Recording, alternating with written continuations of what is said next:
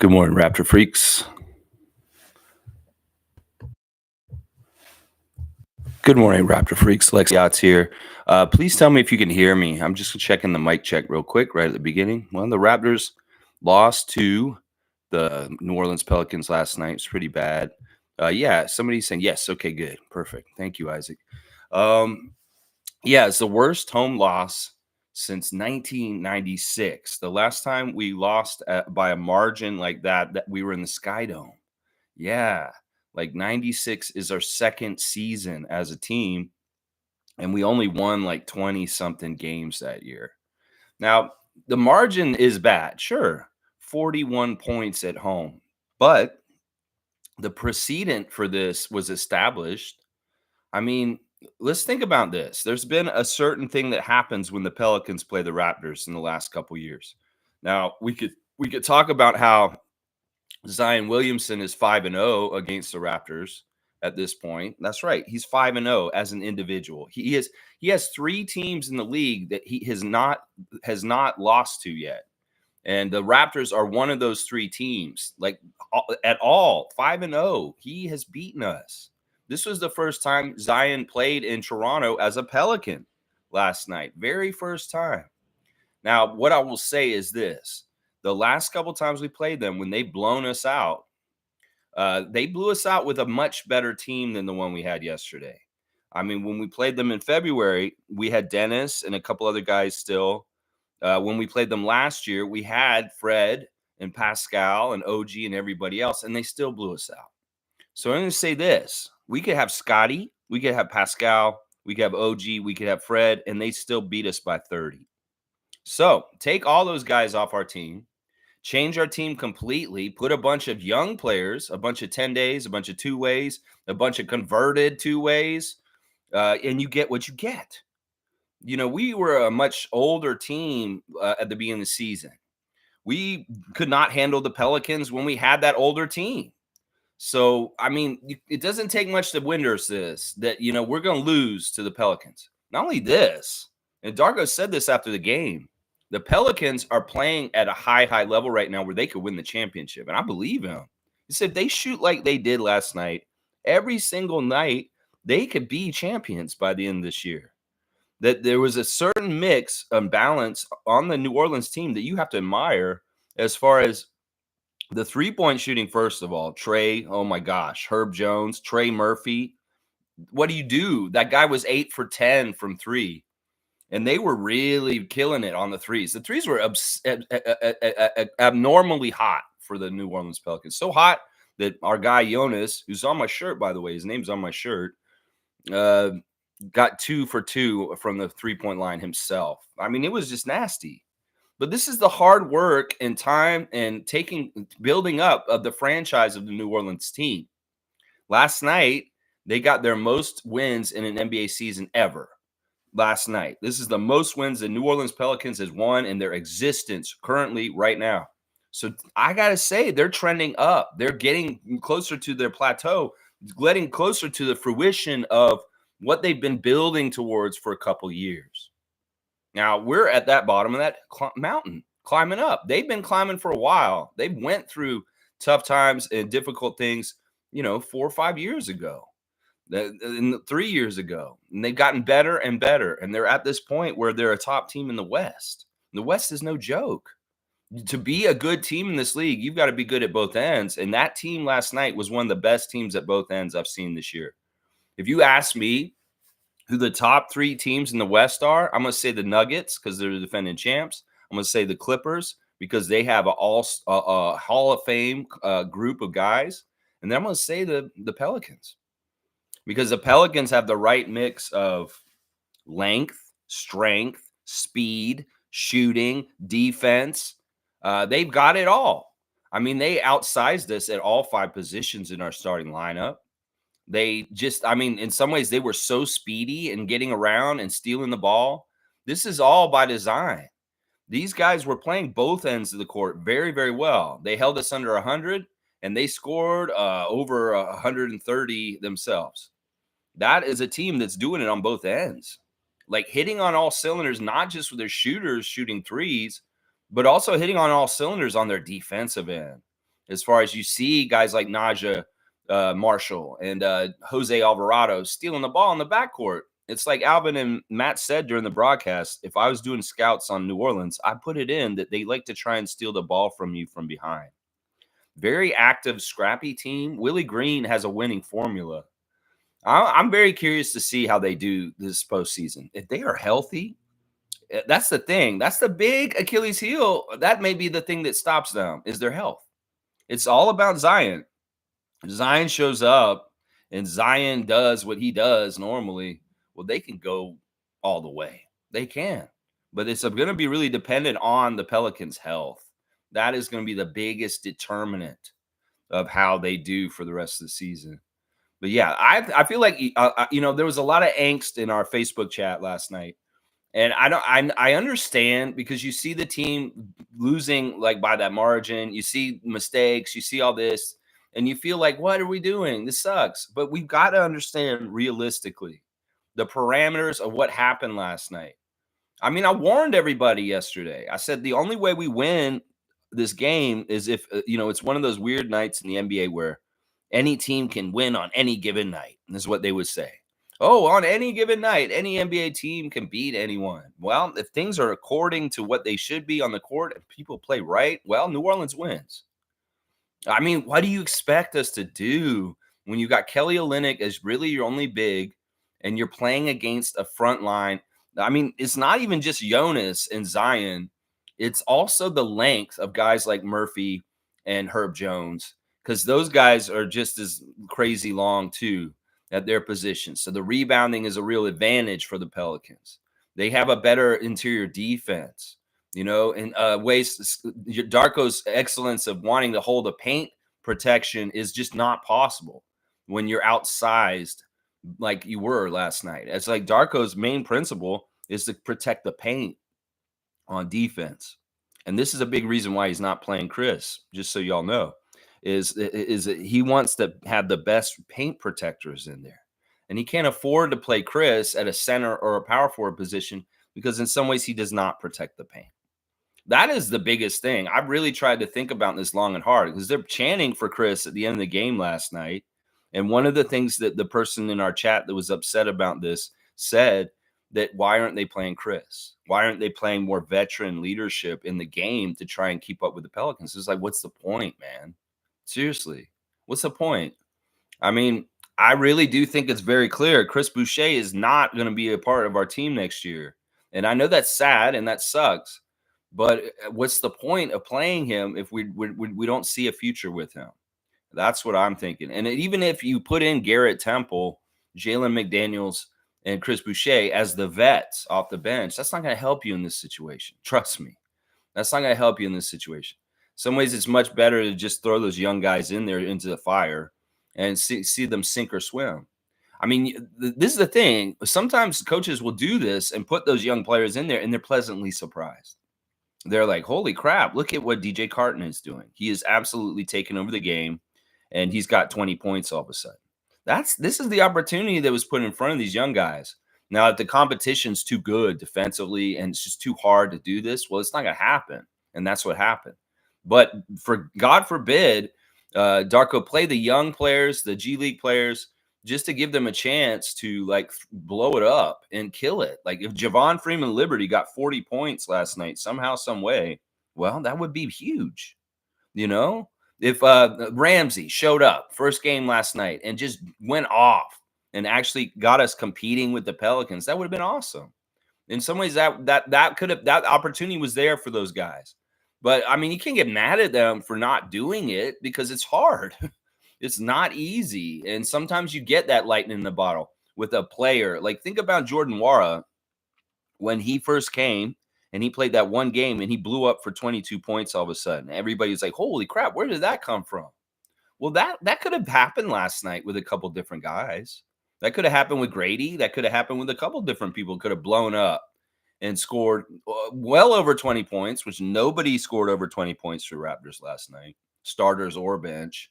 Nobody got to 20 last night. And that's a testament to the defense of the Pelicans, guys. That's the thing. They're a two-way team. They have it on both ends. In some ways, right now, we're more offensive minded than defensive. And that's different than what we were in our identity with Nick Nurse.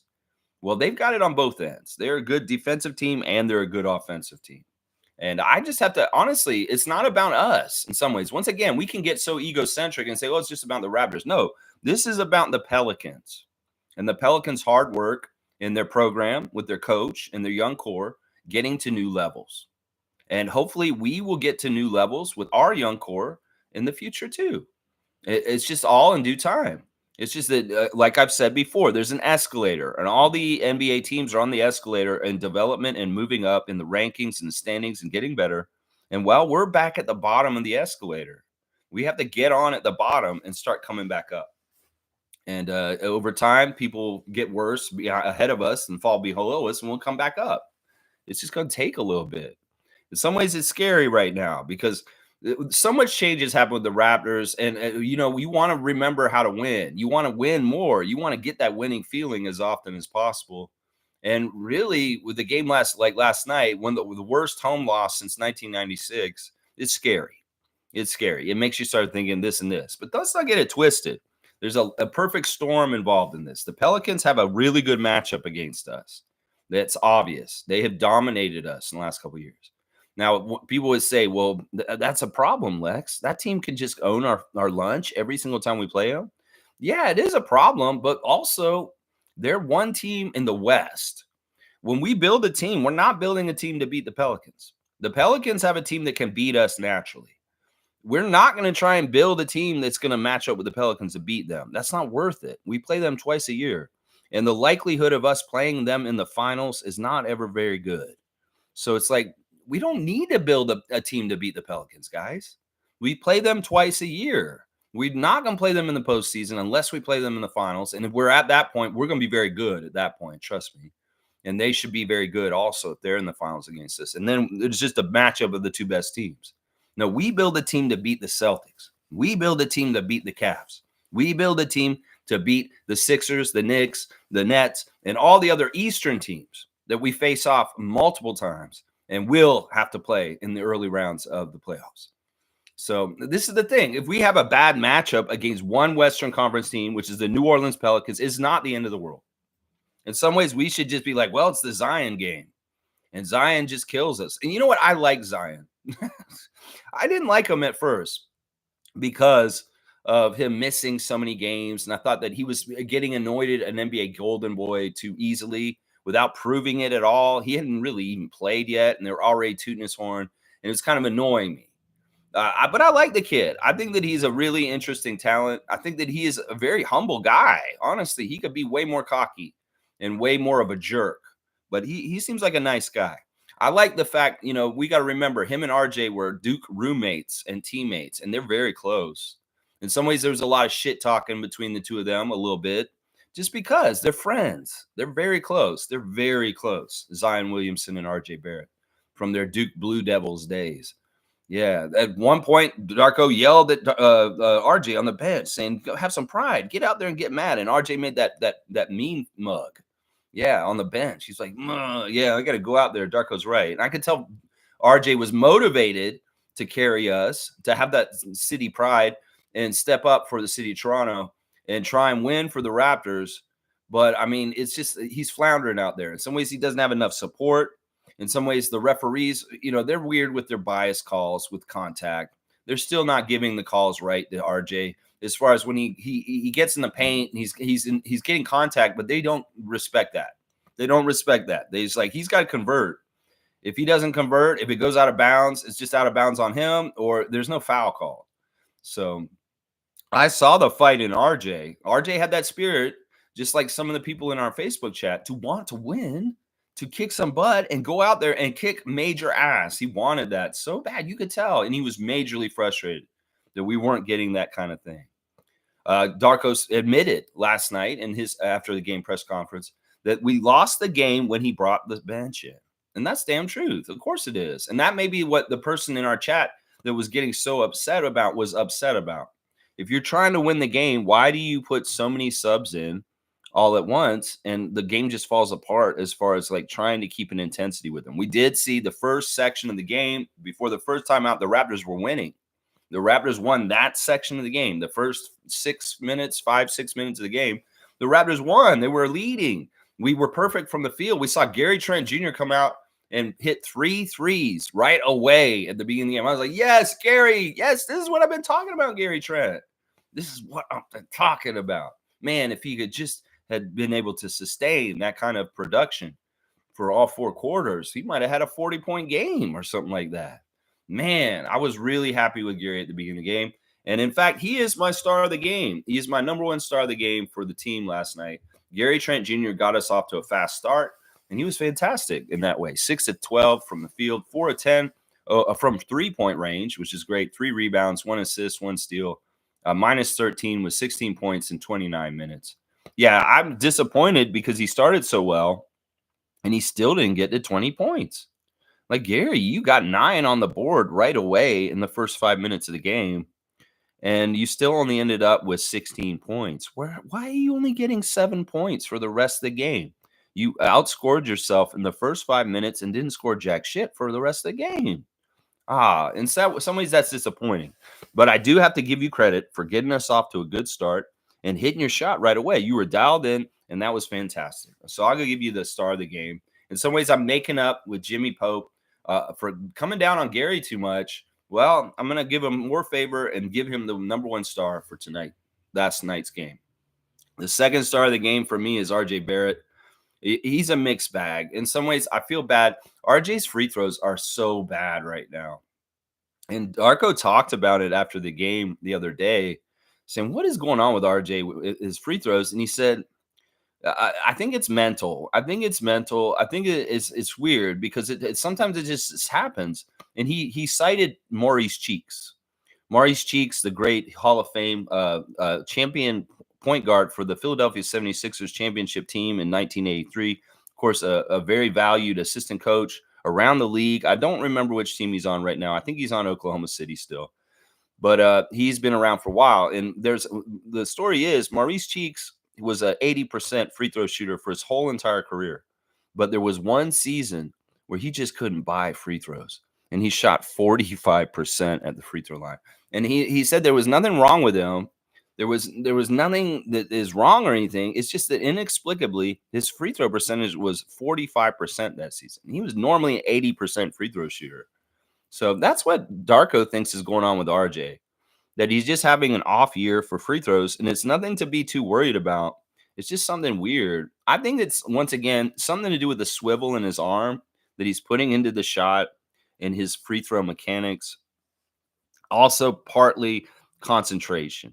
He is not dialing in and really being present when he's taking the free throws. I think part of the problem is RJ's thinking ahead or thinking behind when he's taking the free throw, and he's not thinking at that moment of the free throw. I think that those are the two things that are wrong with RJ Barrett's free throws right now. There's a swivel action in his one hand when he's shooting, and then also his mental tuning in is not exactly right. Either way, he's still shooting very well from field goals, if not from the free throws. 7 of 14, 50% once again. He missed both his 3 attempts, 6 rebounds, 1 assist, 2 blocks, minus 19, 15 points in 32 minutes. That's not a great game for RJ, honestly. But this is what I'm picking from. The whole team was not really stepping up or doing anything on a high level overall. And that's why I'm picking RJ at this point. Emmanuel is my third star. 6 of 14 from the field, not the best shooting either, but 4 of 7 from 3. I love the 3-point shooting by Emmanuel. It's really fun to watch him take threes. And when he hits them, it's just so awesome. It's a breath of fresh air. He's the kind of player that when he hits a 3, he's a spark for a team. That if he is a confidence builder. You know, he takes some really crazy shots that nobody else on that team should be taking. But he's allowed to because he can. And when he hits some of those threes, wow, he can really make us feel good and get something going, snowballing into good stuff.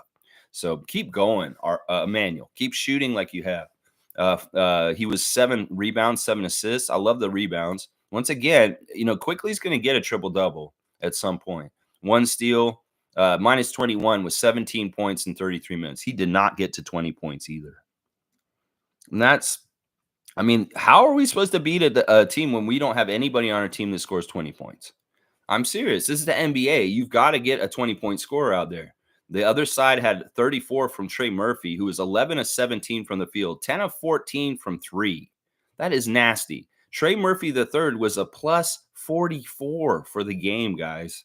That's insane. That is insane. We needed a counterbalance to him. If Trey Murphy was going to be the man last night and hit all his threes, well, we needed a guy on our side to do something similar to balance the weight. We just didn't have that. We did not have that. It's too bad. We'll go over all the rest of the guys in the box score, but those are my 3 stars of the game. Trent, Barrett, and Quickly. They're the ones that I wanted to note for sure. All right, let me see. 20 minutes in. I'll get to the chat, guys. I'm sorry I've been ignoring you. I saw your super chat, David. I really appreciate it. You're a very nice man. All right, let's start with Chris. Chris is first in. So much for Grady's shoulder situation, but JFL was the focus for me last night. Looked good and should translate to the NBA as an energy player. Darko, where was Boucher in the sumo sit versus Zion? Yeah, there's no point in that. I'm telling you right now that the way Darko's ran this roster this season, he's had the 3 wise men kind of bench break in case emergency. The 3 wise men before were Garrett, Otto, and Thad. And Thad got broken into because there was an emergency and we needed him to play, and he got to play. Well, at this point, there's 3 guys that are breaking in case emergency, and it's Garrett, Jalen, and Chris. And in some ways, it's because they're more veteran. Some ways, it's because we've already seen them all extensively in different ways. And in some ways, it's just the way it is. In some ways, the reasons why Otto Porter Jr. sat in the last 2 years are the same reasons why Chris Boucher will sit in the next month. It's just that he's a vet. We know what he does, and there's nothing to find out about. And I know people are like, well, let's play him so we can win. He's a winning type of player, and he can help us win. No. He's not going to help us. Him himself will not help us win. The first thing we need that's totally necessary to beat the New Orleans Pelicans is Jakob Poeltl. As soon as I heard that Jakob was not going to play last night, I knew we were done. I knew our goose was cooked. Without Scotty, I could say, yeah, we have a chance with Jakob still in, but without Scotty and Jakob, we don't have no fucking chance against the Pelicans, y'all. Those are our 2 strongest, biggest players, and they're a very strong, big team. And I mean, there's just realisticness to this. I mean, this is part of what I do on this channel for previews is I look at the parameters of the game, the trends from before, the games from before, how the teams have been playing, who's available from injuries, and I really size it up and give an educated opinion. And yesterday, well, my preview was like saying, look, this is not going to be pretty, y'all. I mean, I was warning everybody that this was going to happen yesterday. I was hoping, I was saying, yeah, if they win, that'd be fantastic. I love that. But the chances of that happening are not very good. And they weren't, especially because in some ways, the way for us to win last night was that they had to be really bad. Now, if they're a serious team and they're taking things real seriously because they're practicing their craft, they're fighting for a full playoff spot in the West, which is crazy. And they're also really trying to perfect something for the postseason. You know, they're going to have to screw up. It's not like playing the Charlotte Hornets or the Detroit Pistons and they're going to screw up like just naturally because that happens. No, we're the teams that do that kind of stuff. They're playing at a high level and they're not screwing up, and they're perfecting something they've been crafting for a couple years. How are we supposed to be? We can't. We're not going to be that. We have to rely on them to screw up. And well, if they don't screw up, if they're playing at a high level and they're playing really well, not turning the ball over, playing high defense, hitting the shots, you know, you can't beat them. Not with our current talent roster. And that's just the damn truth. I mean, we could say, oh, it could be an amazing game where a ragamatag crew of guys, just like the Raptors and Skydome beat the Chicago Bulls and Michael Jordan that one time, Damon Stoudemire in the first year of the Raptors. You know, that was an upset. That was out of the blue. In some ways, partly because the Bulls took them lightly. Well, the Pelicans did not take us lightly. The Pelicans have a killer instinct. The Pelicans come out there to destroy. And that's what they did. That's what they did. You think that this team, if they're up by 25 and they still got Grand Theft Alvarado coming around there, swooping around, trying to steal the ball, is trying to go easy on anybody? No. They kept their intensity up on defense and trying to steal the ball from people the whole game. It didn't matter what the score was. So we hung with them for the first section of the game till the first timeout, and then boom, after that, it was all over. And I'll take that. I'll take that. Our starters looked okay out there. But we can't gauge anything about us versus the Pelicans without Scotty Barnes or Jakob Poeltl. But remember, we had them earlier this year in February when we went to New Orleans, and they blew us out then too. So, I mean, this was all set up and kind of predicted that this was going to happen, what happened last night. Now, the crowd was really lame, really quiet. A lot of people left. It is what it is. I mean, I get it. At this point, with Scotty out, a lot of people are not going to be going to games that are diehards. They're going to be kind of like, I'm not going anymore this season. And a lot of the people that would be coming to games at this point are novelty fans. I call them novelty fans. They're just people that'll be like, oh, you've got Raptors tickets? I'll go. Just that sounds like fun. I've never been kind of people. People that aren't really that interested in the Raptors, but there's a ticket for them. They want to go. That kind of stuff's going to happen because some of the real ones are going to be like, yeah, I'm not going anymore. Like Cool Cat's saying, I'm not going. The ticket prices are too high. I know they're going to lose now. And especially since Scotty's out now, we're going to get a weird crowd in the arena for the rest of the year. It's not going to be the best crowd. It's not going to be the real Raptors fans. It's going to be a lot of just casual fans that are coming just to go to a Raptors game. And they'll leave early and they'll come late and they won't be cheering right. They won't be cheering right. That's just how it's going to be for the rest of the season. In some ways, I likened it to this in the Facebook chat last night. We are in the place and we were in Tampa after Kyle Lowry played his last game as a Raptor against the Los Angeles Lakers, and we beat LeBron James. We beat the shit out of him in LA. And then Kyle never played ever again for the Raptors. He sat on the shelf for the rest of the season. Well, Kyle Lowry not playing ever again after that Laker game, his final season as a Raptor, is where we're at right now. And Scotty's injury is that symbolization. Scotty's going to be out for the rest of the season probably because of his surgery. Well, we're going to be in that mode just like that time in Tampa after Kyle stopped playing for the season. They shut him down on the down low. We were in a weird place. We're kind of like, was Kyle going to play anymore? In some ways, I was telling myself this will be really fucked up and sad if Kyle Lowry never, ever gets to play in Toronto as a Raptor ever again because of this pandemic. And it's true. That's how it happened. He did never, ever get to play in front of our crowd and get the right goodbye as a Raptor in our building because we were in Tampa that year, his last year of playing for us. So, guys, get used to this. We're in the mode that we were in at the end of Tampa right now. We're going to be losing. If they're going to say that Jakob can't play with a dislocated finger, and he did go to New York, apparently. Jakob posted something last night saying he was in New York getting his finger looked at. I didn't think it was that bad. In fact, I saw how he hurt himself in the highlight of the game from the last game. He caught his pinky finger on the jersey of one of the Hornets and just kind of bent it back. It was very kind of, in some ways, weirdly similar to Scotty's injury. It's basically like they keep bending back fingers. He pawed like Nick Richards or something. It wasn't Nick Richards because he was out. He pawed one of the Hornets, one of the bigs, and his finger got caught on a crease on the jersey of the Hornet, and it bent back. And he went, afterwards, and he looked at his hand afterwards, and that's when it happened. And then he didn't come back in the second half. I'm shocked that they have him out. I'm shocked that he has to go see a specialist. I'm shocked that Jakob Poeltl may need surgery on his pinky all of a sudden for this. I thought that this was a little injury, but apparently it isn't. Apparently they're making a mountain out of a molehill in some ways. The old NBA, these guys would be playing still. That's the craziness. Scotty has a broken hand. Who cares? Get out there, Isaiah Thomas, for the Detroit Pistons. Get out there, Larry Bird, with your broken foot.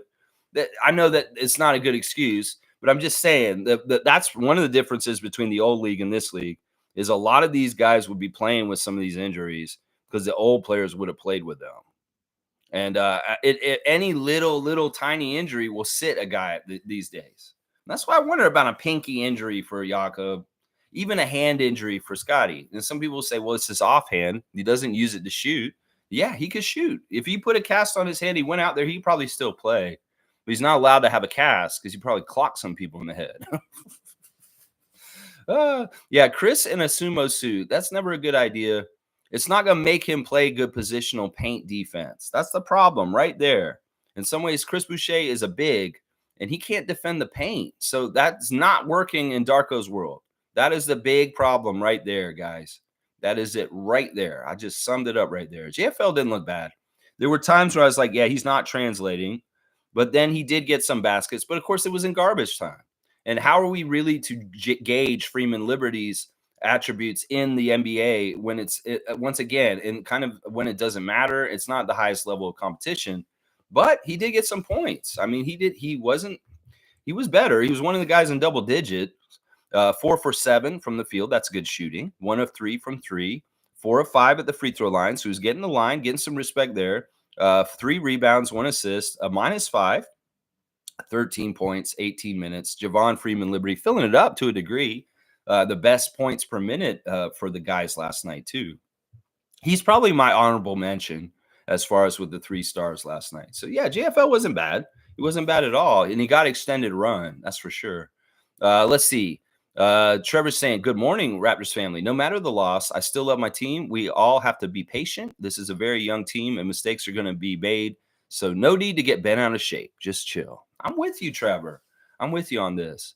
In some ways, I accept what happened last night. But, I can understand why some Raptors fans are not accepting it.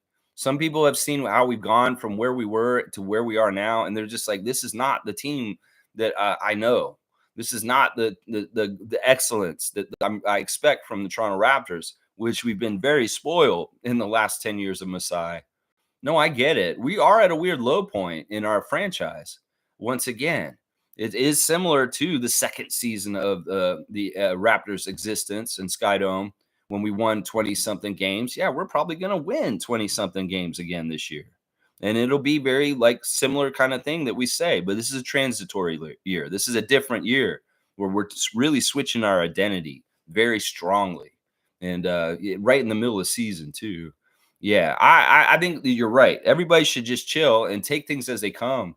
In some ways, getting upset about it, or in some ways, I was just saying, don't embarrass yourselves, but they did. They did kind of embarrass themselves. If they had lost by 20, I would have been okay. If they lost by 30, I would have been okay. But they lost by 40, and that's no good. That is no good. In some ways, you can lose, you can get blown out, you can lose, but make a game of how you lose. Like say, all right, we're gonna lose, but I don't want to lose by 25, and get it under 25. Do something like that. Make a mini goal, even if you're getting blown out. That's something that old Raptors teams would not give up. And they try and close the gap just so it doesn't look so bad by the end of the game. There wasn't enough of that last night. There wasn't enough of our guys having pride and saying, you know what, we're not going to fucking lose by 40 in the Scotiabank Arena in front of our home crowd. There wasn't enough of that. And in fact, our crowd booed them at the end of the game. That I hate hearing that. We just talked about that recently.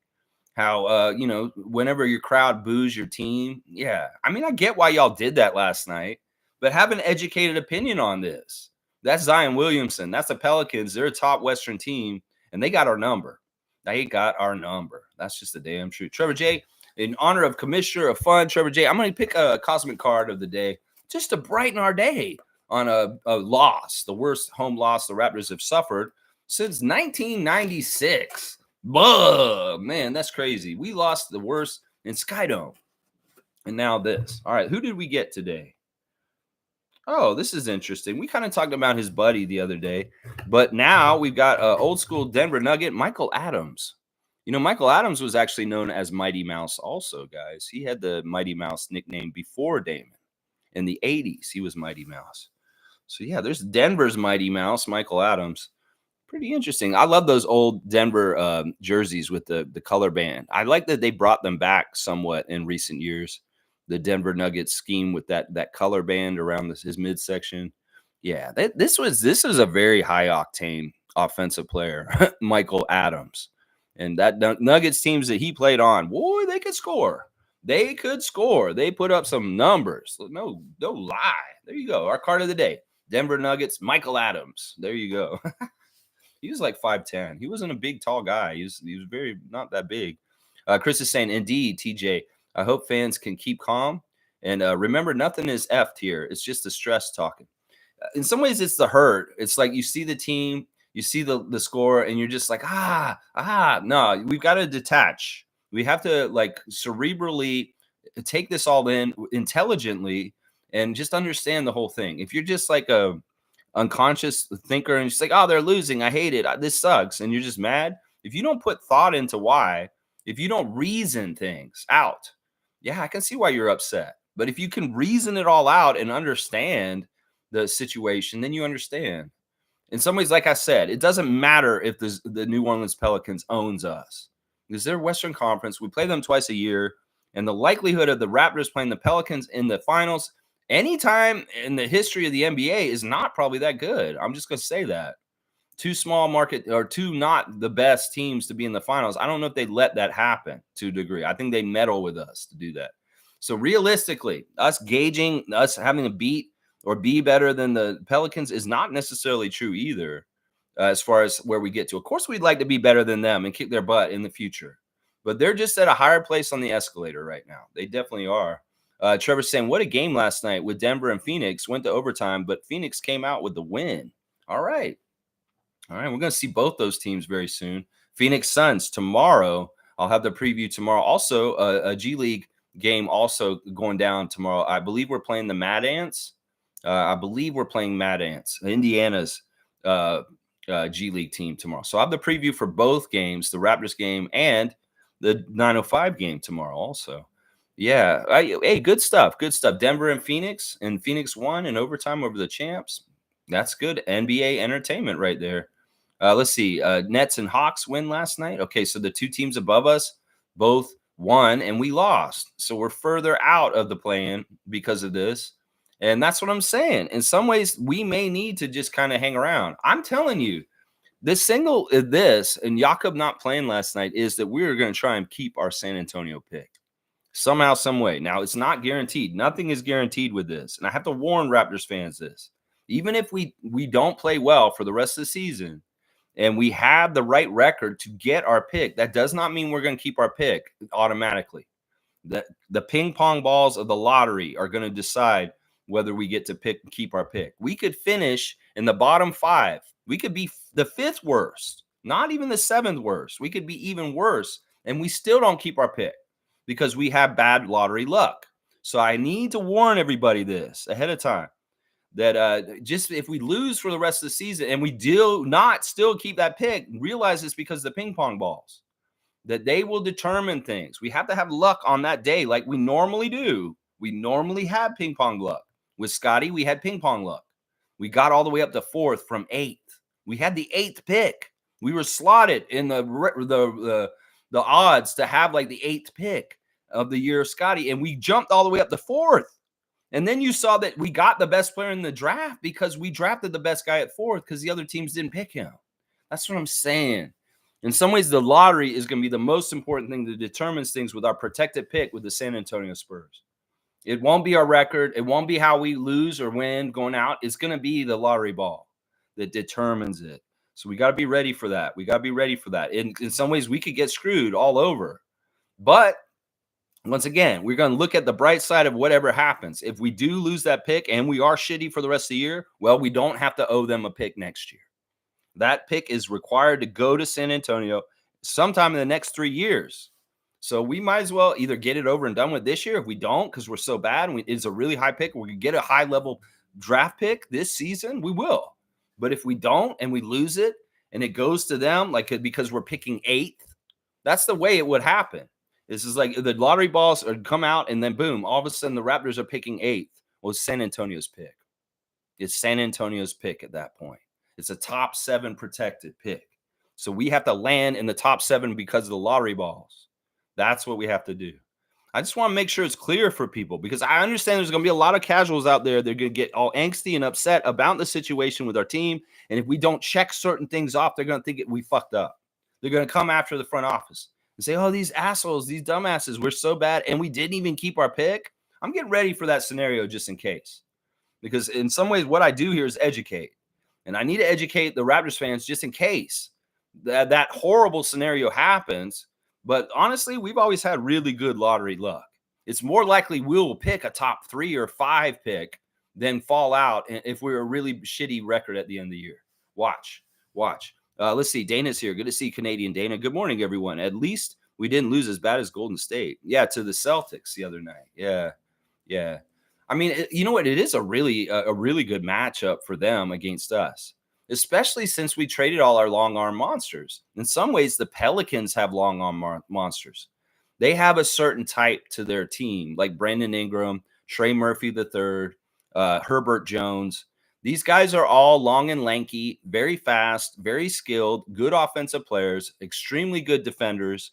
Then you got Jonas and his experience in the center. And then you've got the crazy anomaly that Zion Williamson is. And then they're not even running a real point. They've got CJ McCollum, who's a 3-point shooter, kind of running out there. And right away, you could see the size difference between the Pelicans and the Raptors.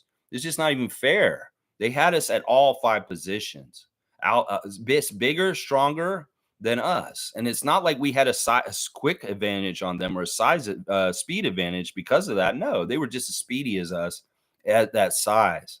So it's a talent difference. It's a huge talent difference. In some ways, a lot of our talent that we built up and made into players like Pascal and OG is gone. Those shelves are barren. And we have to start building up the wares in those shelves with new things from the new guys. And we're just starting. DJ Carton puts one little thing up there in the game last night. You know, Grady Dick puts something up there, and it builds over time. These guys are so young and so green. This is a bunch of bananas. They're green as they just came off the tree. So I'm just saying, this is exactly right. We got time. We got to watch. We got to let this cook.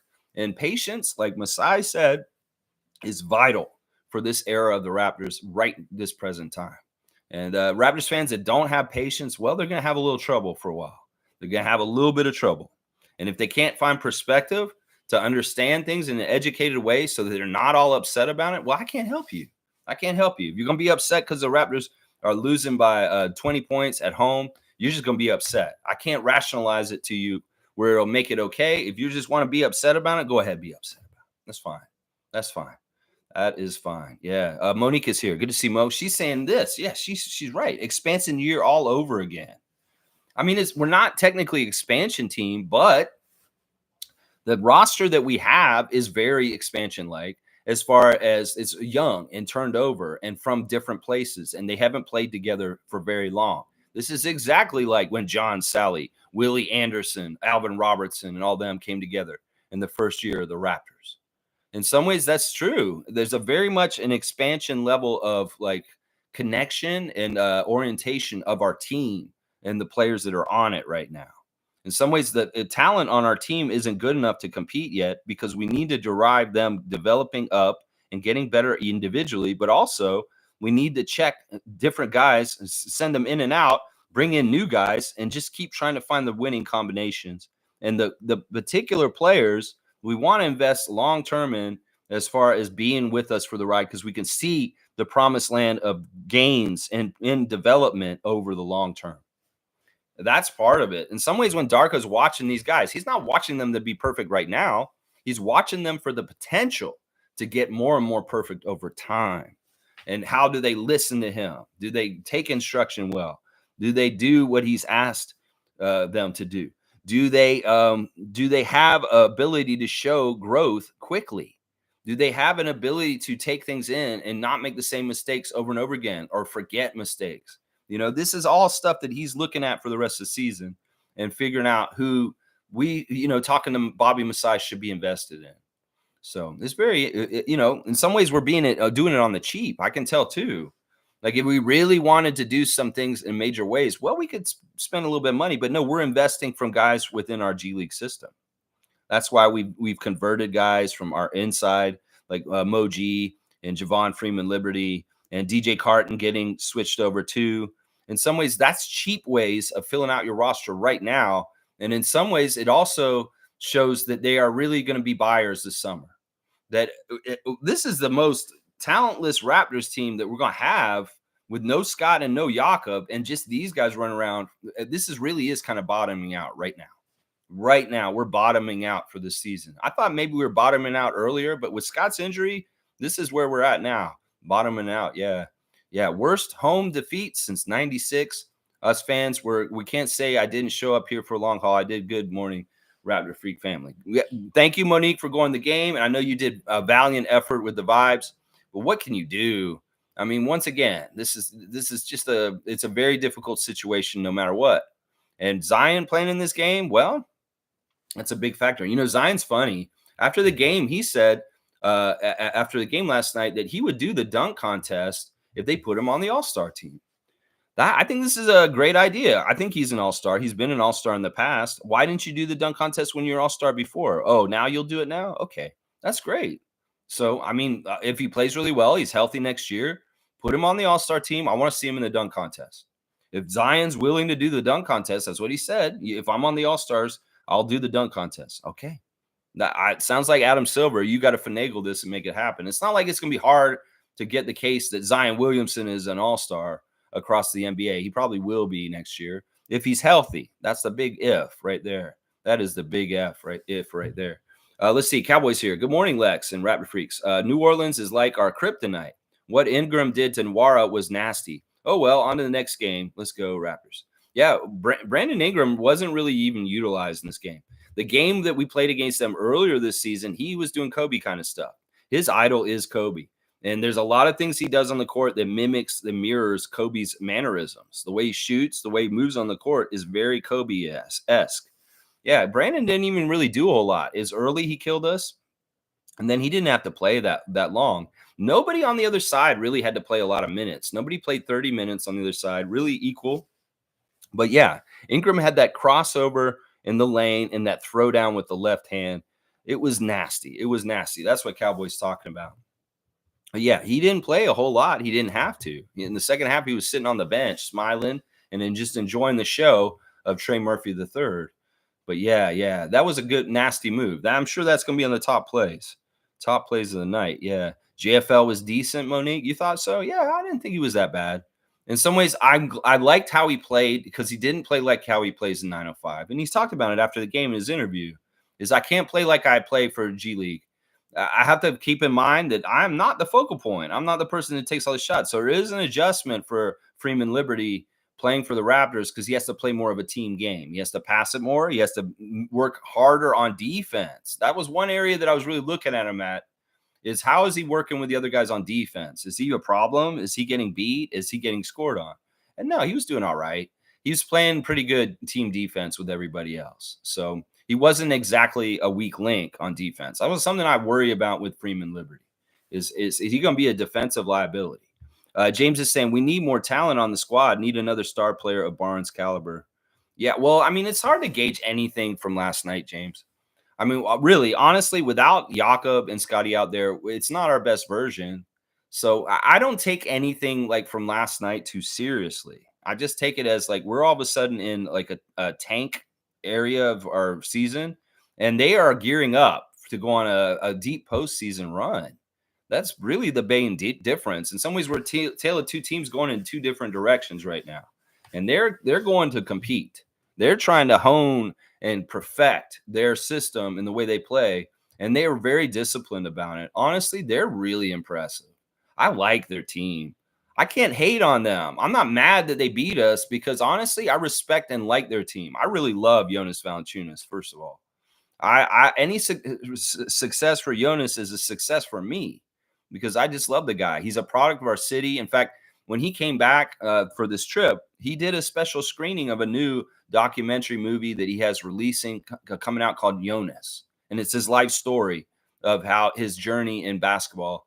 And he had the opening of it here in Toronto with the Lithuanian community. He had a group of about 300 people come and watch a private screening with him the night before the game last night. So in some ways, he's a Toronto guy that I will celebrate and love. And if he gets a ring with the Pelicans this year, I will be so ecstatic for him. This is a team I will root for in the postseason that we saw last night. In some ways, I can't hate on them. I love them. I love this team. In some ways, I'm a huge fan of Trey Murphy and Herb Jones. I think that those guys are amazing players. And they're kind of a really cool set. Those guys and Najee, Marshall, and Brandon Ingram. Yeah, I'm rooting for this team. In some ways, I can't get mad at the Pelicans because I want them to win the championship this year. So, yeah, that's part of it right there. I can't hate on them. I'm not going to hate them. I can hate the game. Is that what they say? I can't hate on them because, honestly, they're good. They're very, very good. I like Willie Green, too. I like their coach, and I like most of their players. I don't think there's anybody on their team that I absolutely despise. Like, there's usually somebody on the team where it's like, that guy's an asshole. I hate him. No, I like Zion. I don't like CJ. That's the one I don't like. I don't like CJ McCollum. He's the only one that I don't like. The rest of them, I'm pretty big fan of. Although Marshall was kind of talking trash last night, kind of being a dick. Maybe Marshall and McCollum are the two guys I don't like. But the rest of the team I really like. Trey Murphy, Herb Jones, Jonas, Zion, Alvarado. Yeah, they got a lot of cool players on their team. And they're interesting because they don't run a point guard, but they got that point guard off the bench if they need a classic point guard in Alvarado. And bring him in and do stuff with him. Yeah. Yeah, that's right. That's right. Let's see. Let's see. Chris is saying at one point the team with all the new guys looked unrecognizable. Laugh out loud. But hey, injuries, people, and yes, let's really look at JFL. I believe. Yeah, I mean the roster and the teams that had out there is like so stark and crazy. It really is really crazy the turnover we've had this year. You think about our starting roster at the beginning of this year and where we're at this point. It's just insane. It's insane. I would not have predicted we'd be in this shape at this point, like this, at this point in the season. There's so many different things that happen. The trades, obviously, Scotty's injury, that have gotten us to this point right now. Yeah, it is what it is. We're just going to go through it. We got to finish the end of the season. We got games to play, and that's it. That's it. We just got games to play. We have to do them. They're part of the thing. We can't just say, "Oh, the season's over. Wave the white flag. We're done for the year." Scotty's hurt. No, we got to go through the motions and do these games, and some of them may be ugly going out. Let's just say. I mean, we're going to go see Phoenix tomorrow. And Phoenix is a good team too, and we're playing them on their home court, and that's not going to be easy either. We'll have to even see if Jakob's back yet. That's another part of the problem. It sounded like they were saying that Jakob may need surgery like Scotty, and that may mean he's done for the season also. That's what I'm saying, y'all. It's scary hours in the bad way, not scary hours. We're scary to the rest of the league. Scary hours just about what we're going to be doing for the rest of the season. Cowboys saying hometown Barrett is a beast. The way he attacks the rim is a thing of beauty. He's just awesome. He's our heart and soul. In some ways, I love the connections between him and Olynyk in the game. You see some of that Team Canada synergy built up. Just fantastic stuff. RJ, you're a badass. If you just clean up your free throws, I'd be like, you're perfect. Other than, that's the only thing that's really pissed me off about you, RJ, is your free throws. Most saying real ones will stand by their team regardless of the situation, good or bad. Yeah, we're going to do this. I'm going to continue to do this show, even though, this is the kind of times when most people that do content around the Raptors are going to turn off, or either they're going to go super negative or kick them while they're down, or some of them will just go away. In some ways, that has crossed my mind. It's like, man, the Raptors, this is really going to get tough on Raptors Freak Channel to do what I do every single day. This may get tough for a little bit here. And we don't know how long this development period of losing will be going. I have to be in for the long haul. Just like Monique is saying, the real ones will stand by this team no matter. But it's going to be a lot of hard work. And you know what? In some ways, I'm not going to get the same kind of numbers. My subscriptions has not gone up recently. And it really does have to do with whether the team's doing well or not. If the team's doing well, my stuff goes up because people are excited, interested. They want to know what's going on. But if the team is in the shitter and nobody's paying attention to the Raptors, well, my subs aren't going to go up. That's just how it is. It's just how it is. I hope I just keep them. Chris is saying we beat the Pacers full strength. That means we are on pace. We nearly beat the Cavs. Another good sign we are on track. Last night was not repping what this team really is. This is a really good point by Chris. This is not the real Raptors without Scott. This is not the real Raptors without Jakob. And you say, there's only two players. Well, they're the two biggest, most important players on our team, if you ask me. No offense to RJ and Emmanuel. I think that Jakob is pretty damn crucial. And, I mean, that's just how it is. Trevor's saying, being blessed isn't only for you alone. You need to share it with someone else and do not take advantage of your blessings. Whoa. All right. I like that, Trevor. Interesting words of wisdom. If you are blessed, share your blessings. And don't be so greedy. Alley-oop to Trevor J. All right, we'll do that, Cowboy. We'll do that. I like hooking up the Commissioner Fund with some fun dunk from the Cowboy. There you go. Boom goes the dynamite. There you go, Trevor J. Let's see. Monique saying, can confirm I was one of the fans that chanted, "We want Boucher." Well, good stuff. I mean, honestly, I get it. He's Canadian. He's a hometown hero. He's our champion that's on our team still, as far as he's got 2 rings. The one from our team, There's a lot of different reasons. I don't know what's going on. I mean, in some ways, it's like I said, it's just the writings on the wall. It's just how it is. It's maybe an uncomfortable rest of the end of the season where the fans are going to be chanting, "We want Boucher" every single game for the rest of the season, and that's just how it is. I mean, I don't know if y'all didn't get him to bend and go bring him in, did you? No. You can say we want Boucher, but ultimately, does Darko want Boucher? That's the thing that matters here. And I don't know. I don't want fans to turn on Darko just because of Boucher. I mean, some people are already doing that. Some people are very mad because he's not playing Boucher right now. And then they're using it as a critique of Darko and saying he's not a good coach. It's so obvious. Why didn't he play Boucher? He could do this. He could do that. What are you talking about? Like, he can do stuff. But in some ways, the stuff that Chris did well was on the team with guys like OG and Pascal around him. In some ways, like at this point, if we're going to have a big guy out there, we need a big guy with size. In some ways, Kelly is more better to play in the situation like last night against Jonas than Chris. I don't know. I would have maybe chanted, "I want Boucher too," just to be fun and do it with you guys. But realistically, I get why he's not playing him. And realistically, also, don't hold your breath on him playing him again. Seriously. There's just too much of an evidence that he does not value him. He does not value him being on the Raptors going forward. And as much as that hurts me to say, and I would fight for Chris Boucher's honor in the past, at this point, I can't. I can't at this point because this is Darko's show, and I want him to craft it the way he wants to around Scotty, and it's up to him. I'm not going to mistrust Darko for deciding to shy away from Chris Boucher. If he has a good reason for it and a whole scheme of things, then I'm just going to ride with it. And I love Chris. He's always going to be an important Raptor in our history, somebody that we're going to cherish and all this stuff. But it is what it is. It's just, it is what it is in some ways. And whatever. Who knows if something changes or something happens in the future and he is going to be on the Raptors going forward and it does work out and he is in the rotation, I'll be overjoyed. Don't get it twisted. I'm not a hater of Chris. I would like it to work out with him here. But also, I stand with my team. I stand with my front office first. I stand with my coach second. And then I stand with my players. In some ways, the establishment of the team is first for me. And the players are not first for me. They are not. Because when it's player first, usually there's dysfunction and toxic on your team.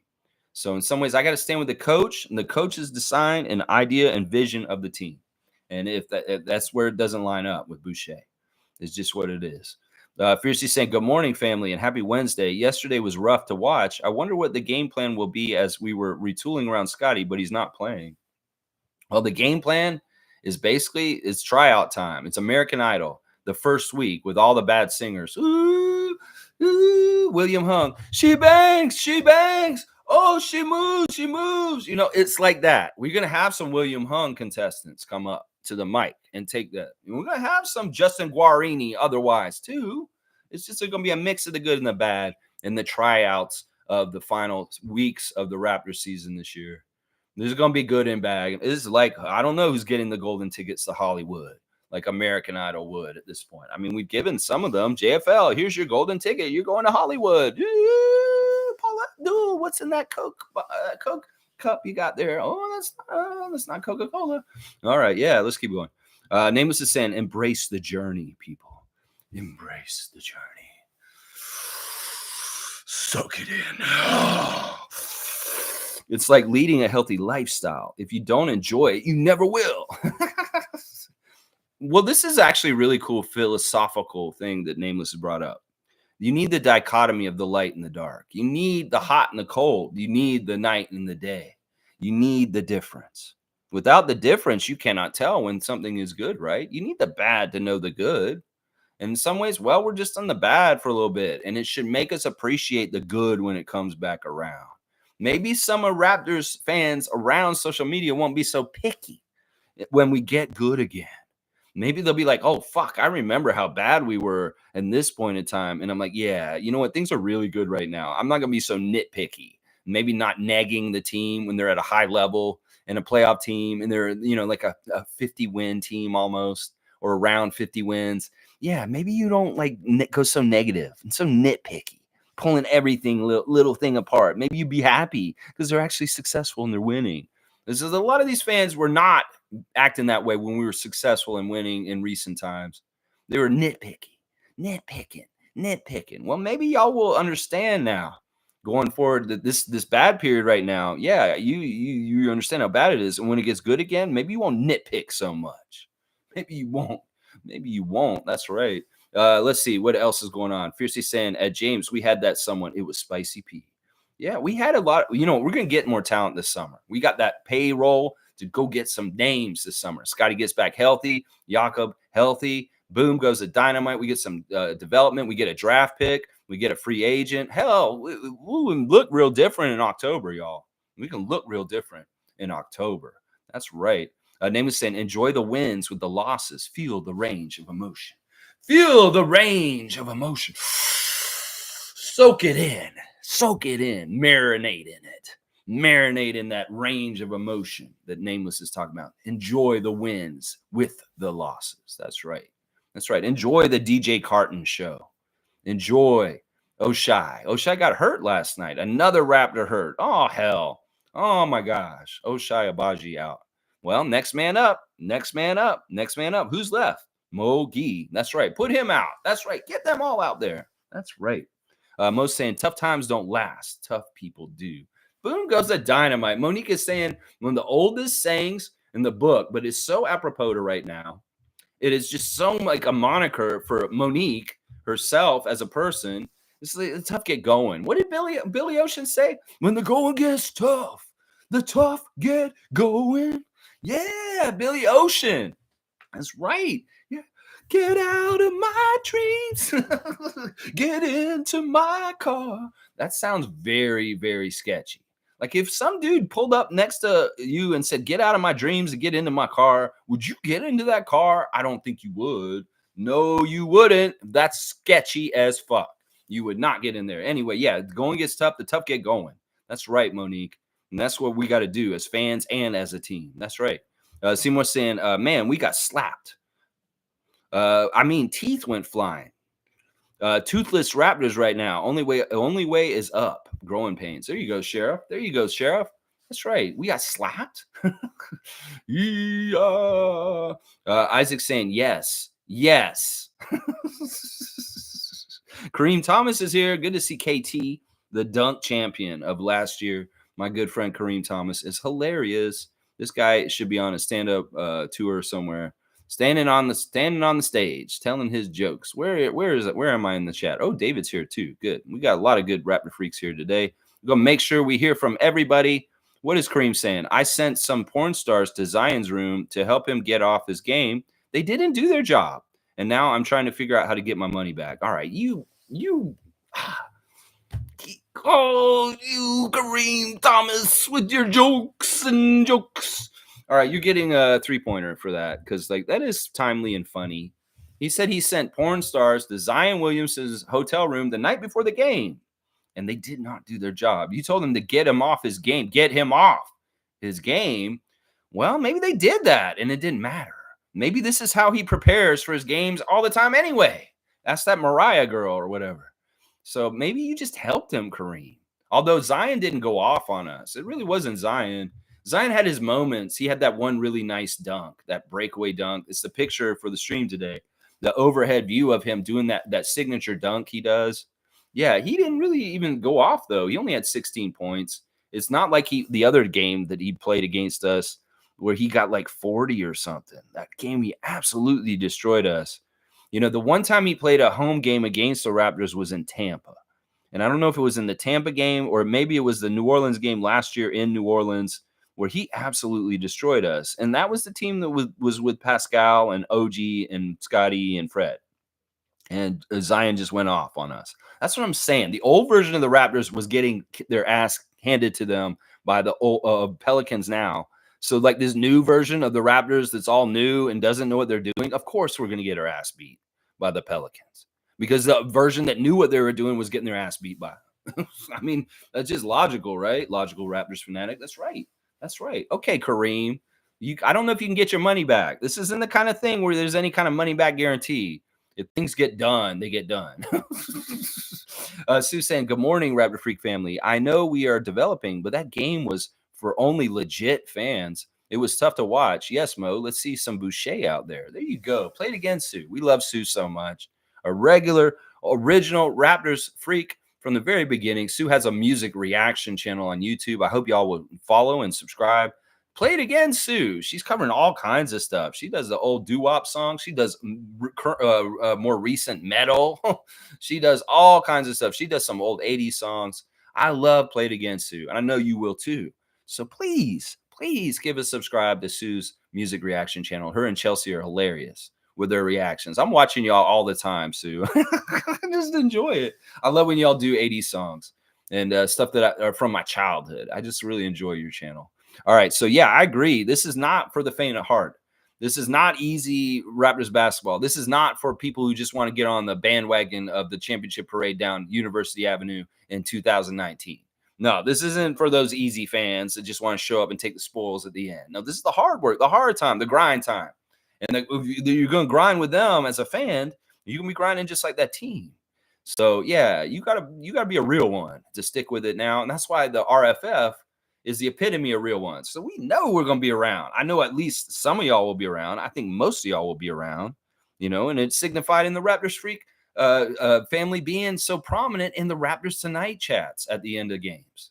It's like the real ones are there because the real ones are here. The real ones are in Raptors Tonight. The real ones are still watching. And the real ones are the RFF, the Raptor Freak family. That's right. Real ones represent. I love y'all. Y'all are just like me. We are never going to give up on this team. Superfan Monique Lawrence is a leader in this, and we follow that leadership. That if things get tough and they get dark and we are going to lose a bunch, well, we love this team. And we will accept them for what they are for right now, but we have the impetus and the goal to get better. It's not that we like lying down and losing to a team like the Pelicans like last night. No, it's just that we're realistic, and we know that it's going to take some time to germinate a good team out of this young sprout of a team right now. And it's going to get better and better. That's the thing. These guys are going to get better and better as Scotty gets better and better. Emmanuel gets better and better. RJ elevates his game even more better and better too. So, yeah, it's not for the faint of heart. You going to come with us? We'll be ready to ride because Raptor Freak family will be here every morning, 9:30 in the morning. It doesn't matter. We'll have fun. We'll make light of things. We'll have a little joke, a little smile between the tears. See, Isaac, sounds amazing. My mic, I figured out how to set it up right. So I don't even need to be next to it. I can be over here. It's picking up. You might even hear the bus outside right now. You hear it? No. It's going to start up in a sec. No, go on, bus. Is the light green? There it goes. Yeah, the bus. It's always coming by my house, like every 5-10 minutes. Oh, look, Tom Duke's here. Good morning. Oh, Tommy. All right, let's see. Name is saying this is what the process of change looks like, and we cannot complain that it doesn't happen on our own timeline. I thought lots of players got different looks last night. JFL and Moji looked great. I thought Moji looked good too. He's very active. As Alvin described him, he's like a pogo stick. He liked how he looked last summer league when Alvin saw him the first time, just like we did. Once again, I'm feeling really proud because my predictions for Mohamedou all came true. He is on the team now. He is a regular member of the team. He wasn't even a two-way this whole season. He was basically just on their team. And then now, boom, goes the dynamite. He's a two-way now. That was a prediction I made last summer when I saw him. And I said, look, this guy's going to be a full-fledged Raptor by the end of the year. Watch. And boom goes the dynamite. There you go. I can still scout. Yes.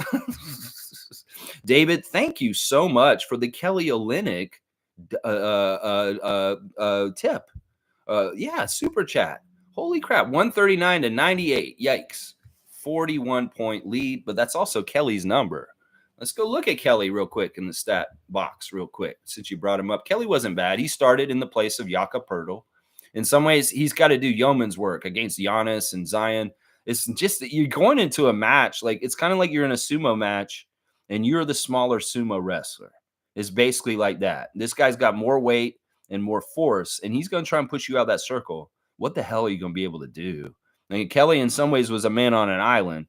That's the one thing about what Cool Cat and I want for this team as far as more bigs is we need two bigs to go up against two bigs. There was a Zion and Jonas, and then you've got all those long arm guys around there. Also, they're going to fly in and try and steal rebounds too. Yeah, it's just a recipe for disaster. You're out. You got like maybe a four. It's kind of a four guard lineup, honestly. With RJ can be kind of a guard, and then Oshai, Emmanuel, and Gary. Those guys are guard size, and you're playing against a team that has a true center, a load of a power forward that is unique in this league, and then a bunch of long arm guys at the other positions. Yeah, it's a match where you're the smaller sumo wrestler and going to lose. And Kelly's in there fighting for position valiantly. 4 of 9 from the field, 1 of 3 from 3. He did get that nice corner 3. As people are saying, when Kelly starts to make his 3, it's going to be better and better for us. It's true. 6 of 7 at the free throw line, 6 rebounds, 7 assists, 2 steals, 2 blocks, 15 points. Yeah, he's stat stuffed. In some ways, I could have made Kelly a star of the game. He was honorable mention. Kelly Olynyk is the only player in the league that has the splits of 50% shooting, 40% threes, and 80% free throws. That is really good. He's the only guy in the league that's shooting over 50% from the field, over 40% from 3, and over 80 at the free throw line. Only person, one person in the NBA. Kelly Olynyk. There you go, 41. There's all the cookies. He put 41 cookies in too. Is there 41 people here? We can get a cookie for everybody. There you go. Cookies for everyone today. Cookies for everyone. $41 and 41 cookies for the 41 points. You were right. We got crushed. Yeah, and that's Kelly Olynyk's number 2, 41. That's right. Kareem Thomas is saying, we are going to get better, but we need to take that reminder of the season seriously, the remainder of the season seriously. We can't let a couple of injuries derail our progress. I think that they're doing that. I think it looks different in every kind of way. I mean, the players are going to have a certain level of ineptitude because they're young. They're going to make turnovers. They're going to miss shots. They're learning. And in some ways, I mean, it's not that they're not taking it seriously. It's not that we're not trying to win. It's not that Darko, in some ways, this was part of the argument I was having with the person in the chat yesterday, is who's directing what's happening right now? Well, if we look at the Tampa season, it's the front office. I think that if you ask Darko, if he could have had Jakob play last night, he would have had him. It's not that he doesn't want Darko doesn't want Jakob to play. It may be that the front office doesn't want Jakob to play. That's part of it. Maybe when Scotty got hurt, they were like, all right, we need to change the plans.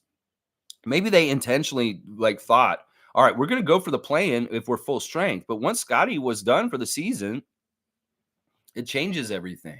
It goes into something like where we were at Amalie Arena at the end of the 2021 season is what it looks like. Yeah, this looks like where we were 3 years ago in Tampa, where we are right now. So there may be weird DMPs for the rest of the season. We maybe see Emmanuel get sat on a certain night just out of the blue. And you'd be like, whoa, is Emmanuel hurt or anything? No, he's just taking a DMP. Okay. There was this kind of stuff with OG at the end of 2021. Okay, well, why isn't RJ playing tonight? Oh, okay. Kyle Lowry got shut down with a certain amount of games left in the season. Okay, you're strategically sitting guys in certain ways. So y'all, in some ways, this isn't Darko. Darko wants them to win. Darko knows it looks bad if he loses over and over again. In some ways, he's more in the hot seat. Now the front office, they may not be setting us up to win. In some ways, some of the moves they make, like getting guards like Ramsey and Carton, that may not necessarily be what we need right now. We may need the bigs. And this is similar to how they did it in the Tampa season. They starve our team of bigs. They have Freddie Gillespie and Kem Birch, and we're undersized. We lose. In some ways, a stealth tank can be done by setting your team up undersized. And right now, our team is undersized. It's undersized overall against any team we play. Like last night, we were definitely undersized. Let's see how it looks against Phoenix, Portland, Denver coming up on this road trip. In some ways, they short stack us in the deck ahead of things, the front office. And it may be very calculated. Calculated like Tampa in 2021. Kyle Lowry didn't play the whole end of his Raptors career because it was calculated. And boy, did it work. And Masai was encouraged by this because of how we got Scotty.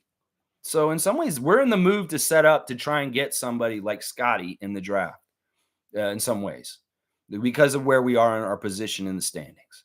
So we'll have to see. We'll have to see how it goes We'll have to see how it goes. Chris is saying, I will say it again. The Pelicans are a nightmare matchup. I think this is true. I think this is absolutely the truth. Is somebody called them our kryptonite earlier? Yeah, this is the damn truth. They got our number. It's not like the Pelicans just said, let's build a team that can absolutely destroy the Raptors. No, they just said they want to build a team. But the effect of it, this team, this equation, destroys the Raptors. It's just the right pieces. I mean, and this is the thing. This isn't like it was. They were doing it just to this team of the Raptors right now. Like I said, they did it to our team last year. They did it to our team last year. That was coached by Nick Nurse and coached with Pascal and OG and all those guys involved. They destroyed that team, not just the team we're in right now. So how is this team that we're right now going to beat them if the team we had last year with Nick Nurse isn't going to beat them either? That's something we all got to think about when we're sussing all the things out from last night. Seriously. Name is saying this is what a rebuild looks like. How else did we expect them to lose? Well, I'm just saying you can catch fire and beat a team like the expansion Raptors beat the Michael Jordan Bulls in the very beginning of our team. Yeah, you can catch fire. I said there was a chance we could beat them yesterday, but they had to play bad and we had to play absolutely perfect for that to happen. That was the only way. That was the only way. Chris is saying, very nice of you, David. Money talks, and you are the nicest person here. David is not necessarily the nicest person here. No, he's not. David is purely David, and I accept David for who David is, as David accepts me for who I am, and that is important in friendship. And in some ways, I really, really do respect David because he is not necessarily somebody who wants to be liked by everyone. Yeah. And in some ways, I like that. I like that. Yeah. David's saying money doesn't make you nice, but I told Lex we were getting a win and to deal with it. That was not the case. See, I don't even remember you saying that yesterday. I don't remember you saying that. So I wasn't going to hold you to that. I would have forgotten. Yeah. I wish we had gotten a win. Don't get it twisted. I wish I was talking about the Raptors winning and I wasn't on the purple wall right now. Oh, yeah. Oh, yeah. I was hoping they would win. But I had to be realistic. In some ways, look, I'm a pie in the sky, purple lemonade drinking Raptors fan that thinks optimistically, but I have to have the balance of realism too in this. And yeah. Let's see. Monica's saying Quezzy was in the arena talking to Chris last night. I'll post the picture soon. Oh, that's cool. Yeah, it's weird because we're kind of seeing, like, I don't see Chris as much on the TV. It's so weird. It is so weird. And Chris is saying, oh, laugh out loud. Haha, my bad. It's all good. Ha, you guys are laughing. Let's see. Seymour saying that Killer Murphy had his mom interview him on his last game, and she was on his ass about his shooting and why he missed shots. If you can check his stat for his game before, but wow, he brought it. So he listened to his mama. I mean, how can you get mad at that? His mom said, you got to shoot better, son. He was in the interview. Oh, he said that in the interview. It's not his mom interviewed him. Or his mom interviewed him? That's weird. Does she do interviewing professionally? That's weird. Either way, Trey Murphy woke up and listened to his mom. I'm sure mom was very pleased. Very, very pleased. Name was saying it was a hodgepodge of new players last night. This is what is expected when you have training camp mid-season. Last night went pretty much as expected. Yeah. I wish that it had not made it so big of a margin. In some ways, all right, I had two goals. I said, can y'all get to 100? First of all, that's always a good thing to do. They did not. They were too short. And also, can you make it between 20 and 30 or even less than 20 by the end of the game? And no, they couldn't. It was over 40. And that's no good. That is no good.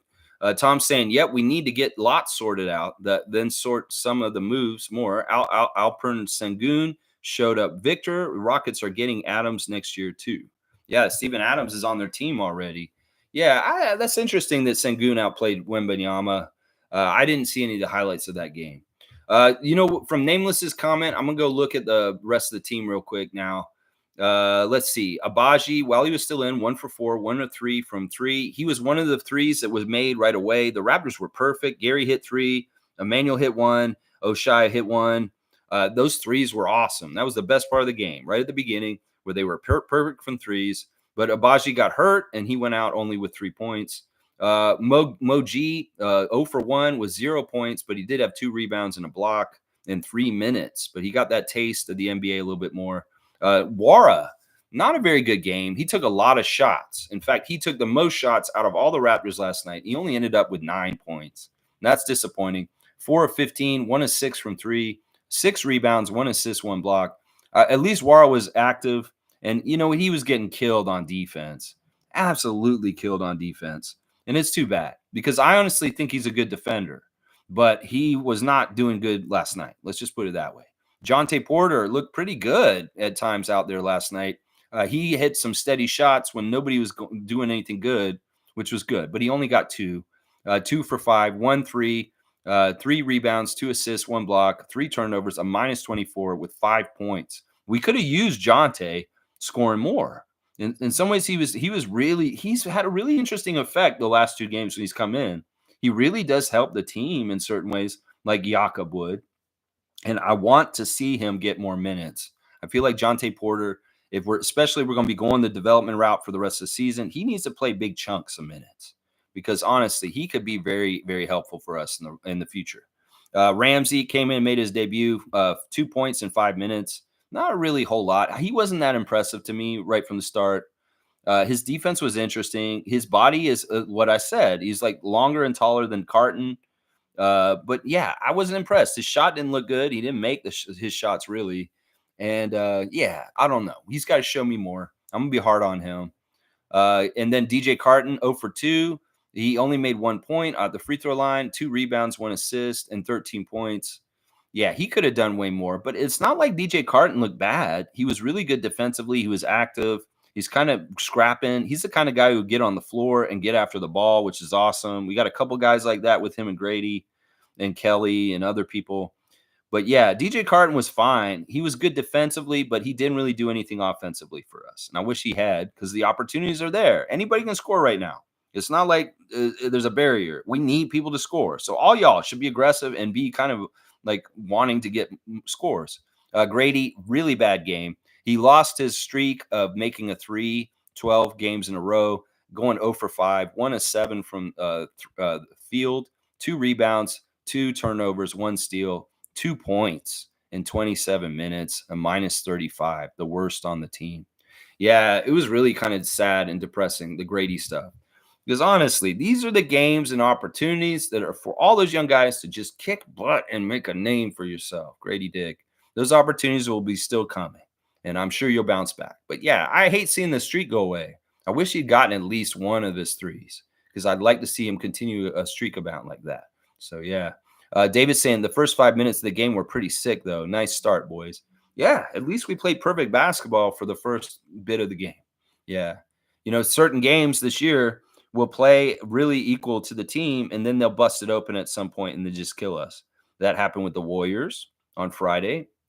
We were hanging with them for a good section of the game, keeping it close, and then at some point they just take away from us. Dallas, similar kind of thing. We were hanging with Dallas and Kyrie and Luka for a good part of the game, and then there's a separation where they just kind of go away from us. And well, this one happened near the end of the first quarter yesterday. We got mostly even with them for most of the first quarter, but then they separated at the end, and it's just crazy how well they shot. Like Darko said, if they shoot this well, they're going to win the championship. They shot so incredibly well. I mean, their 3-point percentage was, holy crap, it was 49%. They shot 24 of 49. Looking at the team stats overall, they beat us in every category. They got more shot attempts. They made way more shots, 53 shots made to 36. They shot 51%. We shot 39. They made double the 3-pointers that we did, 24 to 13, 49% from 3. We were shooting 30% from 3. We got to the line way more than them. We got the line twice as much as them, but we shot 60% at the line. They shot 82. They out-rebounded us 62 to 45. The assists were 38 to 21. They had better stocks. They did have one less turnover than us, but that's not really that bad. Fast break points, 27 to 22, and then points in the paint, a 12-point advantage there too. Yeah, just really bad team stats all around. The Raptors just could not hang with them in all kinds of different ways, size-wise especially. David's saying, nice, Tom, nice pickup for the Rockets. Adams, when he's healthy and he comes back, that's the thing. They seem like they have so much size between Alperin, Jabari Smith Jr., Boban, and Steven Adams. It's crazy. These other teams all look like they are basketball teams with big size. The Raptors do not look like that right now. The Raptors do not look like a sizable team. I think we have one guy that's over 6'8" at this point, and it's Kelly. Most of the rest of the guys are all short. They're not. Oshai's playing small forward, and he's like 6'5", and RJ's playing power forward. And he's 6'6". We don't have anybody of like super height like we're used to in recent years with teams with like Precious and OG and all those guys. Yeah, we are undersized at this point. We were a big bully team for a couple of years with Nick, but that's not the case at this point. Or in some ways, we're totally rechanging our identity and what we're used to. That's what makes this so painful or difficult, is what we're used to is not there anymore. And it's an adjustment. It's definitely an adjustment. Let's see. Yeah, Tom, nice pickup for the Rockets. Seymour saying, where's my manners? Sue, Nameless, Raptor Freak Superfan Mo. All Raptor Freaks and Freakettes, morning to you, City Slicker, in your New York Mets hat. Dap. Name is saying, I ain't going to cry over spilt milk. This is what it is. Non voglino paianghieri come e piccolini. Take solace in the fact that individuals are taking progressive steps forward. Thank you for the Italian lesson. I hope my execution was flawless, but it probably wasn't. Nameless, was it? You're getting a dunk for teaching me Italian on the side while I do a stream in the morning. I love it. Dap. That's right. Tom Duke saying, we will have an exciting roster someday. I don't know. I would argue it's already exciting, Tom. It's just we're not winning yet. It's exciting to go through this process and see the youngsters and see them grow. Mohamedou, Javon. Let's see what happens. It's exciting now, just it's losing. That's right. Mo's saying it was a good 5 minutes, David. Oh, it was such a good 5 minutes. Yeah. Yeah. Some couples have that conversation late at night. Why did you do that, Lex? All right, let's see. David's saying, I found a way to stay interested during blowouts. Okay, David, let's hear this tip of the trade. Maybe some of us can employ it also. Once we define what a blowout is, I'm going to do what I did today after blowouts. Will keep me rooting for buckets during the game. Laugh out loud. What's a blowout? Yeah, what is a blowout? I don't know. Whatever you got to do to enjoy the game. I mean, I say mini games. Like I said, that you make the lead a game. Like, where are we going to be when we end up losing? How much can we shrink the lead? Or maybe you make it a mini game of individual accomplishment. Like maybe Emmanuel's like, I'm close to getting a triple-double. I need to go get a triple-double. That there's always something you can do to try and accomplish, even if you're getting blown the fuck out. You can try and just perfect your game and play perfect basketball, even in a very bad deficit. That's really what Darko's looking at, is who's playing at a high level and really taking to heart playing at a high level in a losing situation when they could just like screw up. It's like, I don't care. No, who's paying attention to the little things, the details, and taking care of all the things that they're supposed to be doing, even when the game is like it was last night. He's noting that kind of stuff.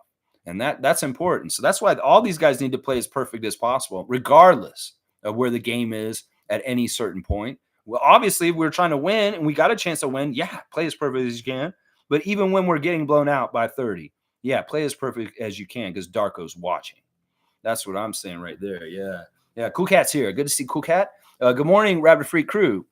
Success won't happen until we get a balanced team. We have not had a balanced team since we won the chip. That's the price of a chip. Cupboards are bare. Takes time to restock. Yeah. I mean, I don't know if cupboards are bare, but they're scant. Let's just say that. They're scant. The cupboards are scant. But I don't know if they're exactly bare. I don't know. I don't know if it's exactly since the chip team. I would say we've had some balance at times, at different times, and it's worked at different times. I don't know. It's such a weird odyssey, the journey of the Raptors since our championship. Obviously, we're going to gauge a lot of things by that team and that success, but it's really not totally that fair. In some ways, we just got to be who we are in each mode and hope the addition of the Raptors that's presently happening is successful. That's all we can do. David saying, Raptor streaks non piangono come piccole cagne. Ha ha, yeah. Ha ha. I know exactly what I just said. Ha ha ha. That was so funny. Yeah, good joke. I know what I said. Sure. Ha ha ha ha. It's funny, man. Uh, uh, what did I say? Nameless is saying, let's not judge RJ too much on a game that doesn't even matter. He's probably depressed. He's not depressed. He's excited. It's cool seeing Kelly in his press conference yesterday. They talked to him before about his new contract extension. He said, I've wanted to play for the Raptors since I was 4.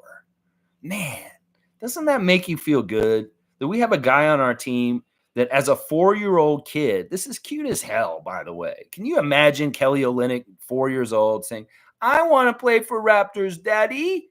Daddy, I want to play Raptors, Daddy. That would be so freaking cute to see Scarborough's best, Scarborough Blue, Kelly Olynyk as a 4-year-old saying, I want to play for Raptors, Daddy. Because he could have said that. He could have said, Daddy, you going to work? Mommy, you going to work? I want to play for Raptors, Daddy. So cute.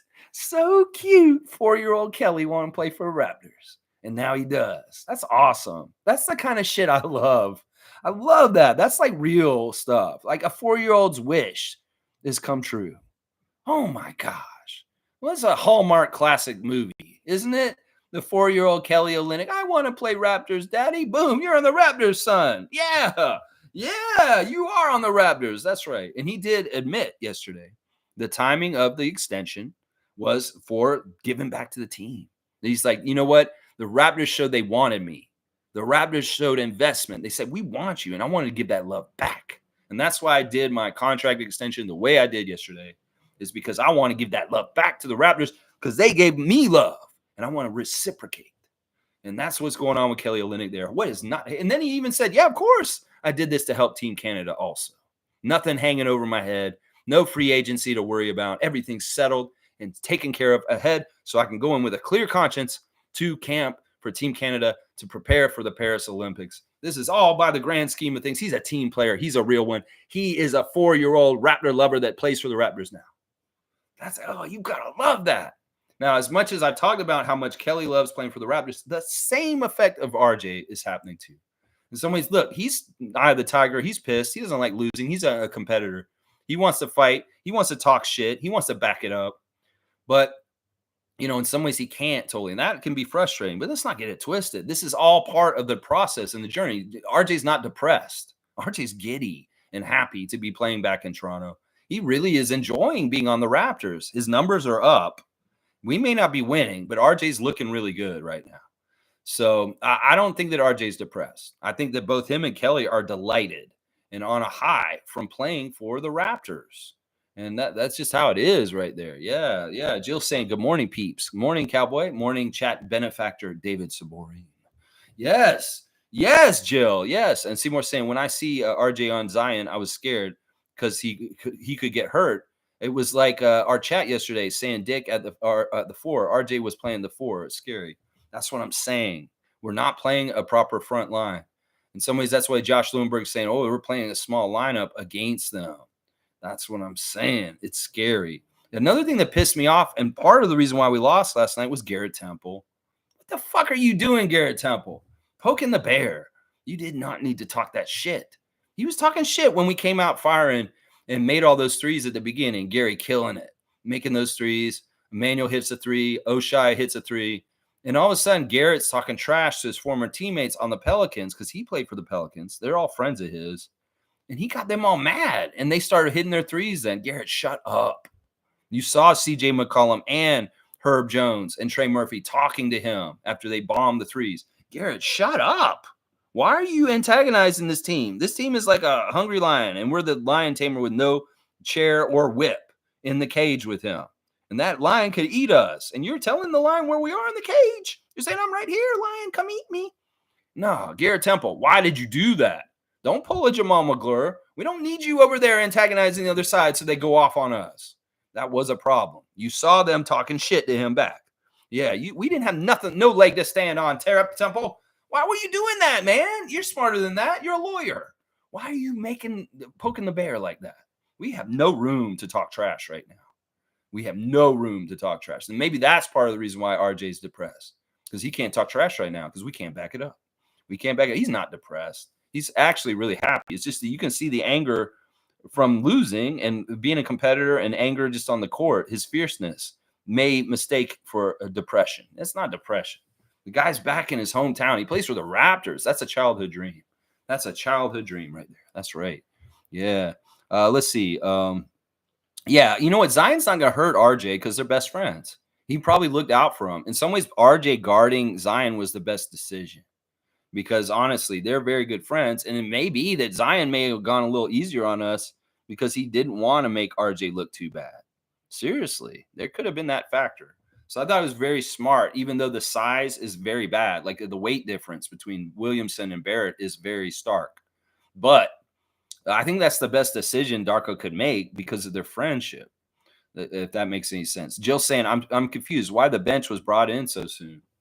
Well, part of it is, all right, Jill, when the team is like this, if we don't have our premium 5 starters, like say earlier this season when we had like all right, we'll go more recent. Emmanuel, RJ, Scotty, Jakob, and Gary Trent.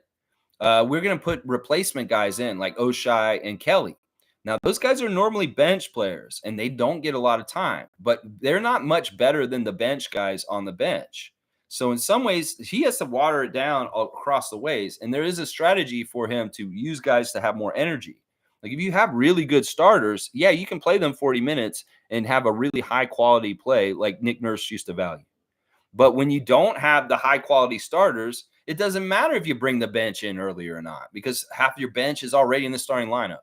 So it's really the smart thing as a coach is to get fresh subs in as immediately as possible and start the rotation earlier in the game. If this was a regular starting 5, like our regular starting 5, they would have played 7 or 8 minutes into the first quarter. But because we have a lot of bench guys starting and the replacement of injuries, that is why the bench comes in earlier or it has more coming in. That is why right there. Chris is saying, Jill, I think Darko knew it was a loss and wanted to see the new players out there. Just my guess. He didn't know it was a loss. He doesn't go in there thinking it's a loss. He's not practicing to get a loss. It's not that. He's got a rotation in mind going into the game usually. It's not that he makes the rotation up on the fly. He's got 9 players that he thinks he's going to play before he even comes to the game. Now, if he adjusts who those 9 guys are because of something's going on with a mismatch or something like that, so be it. But yeah, no, he's going through the motion of the muscle of trying to win. But that stuff isn't adding up to a win in the calculations of our roster makeup right now. It's just not going to happen. The talent is not there. Our talent is not going to match other people's talent right now without Scott. It's just not.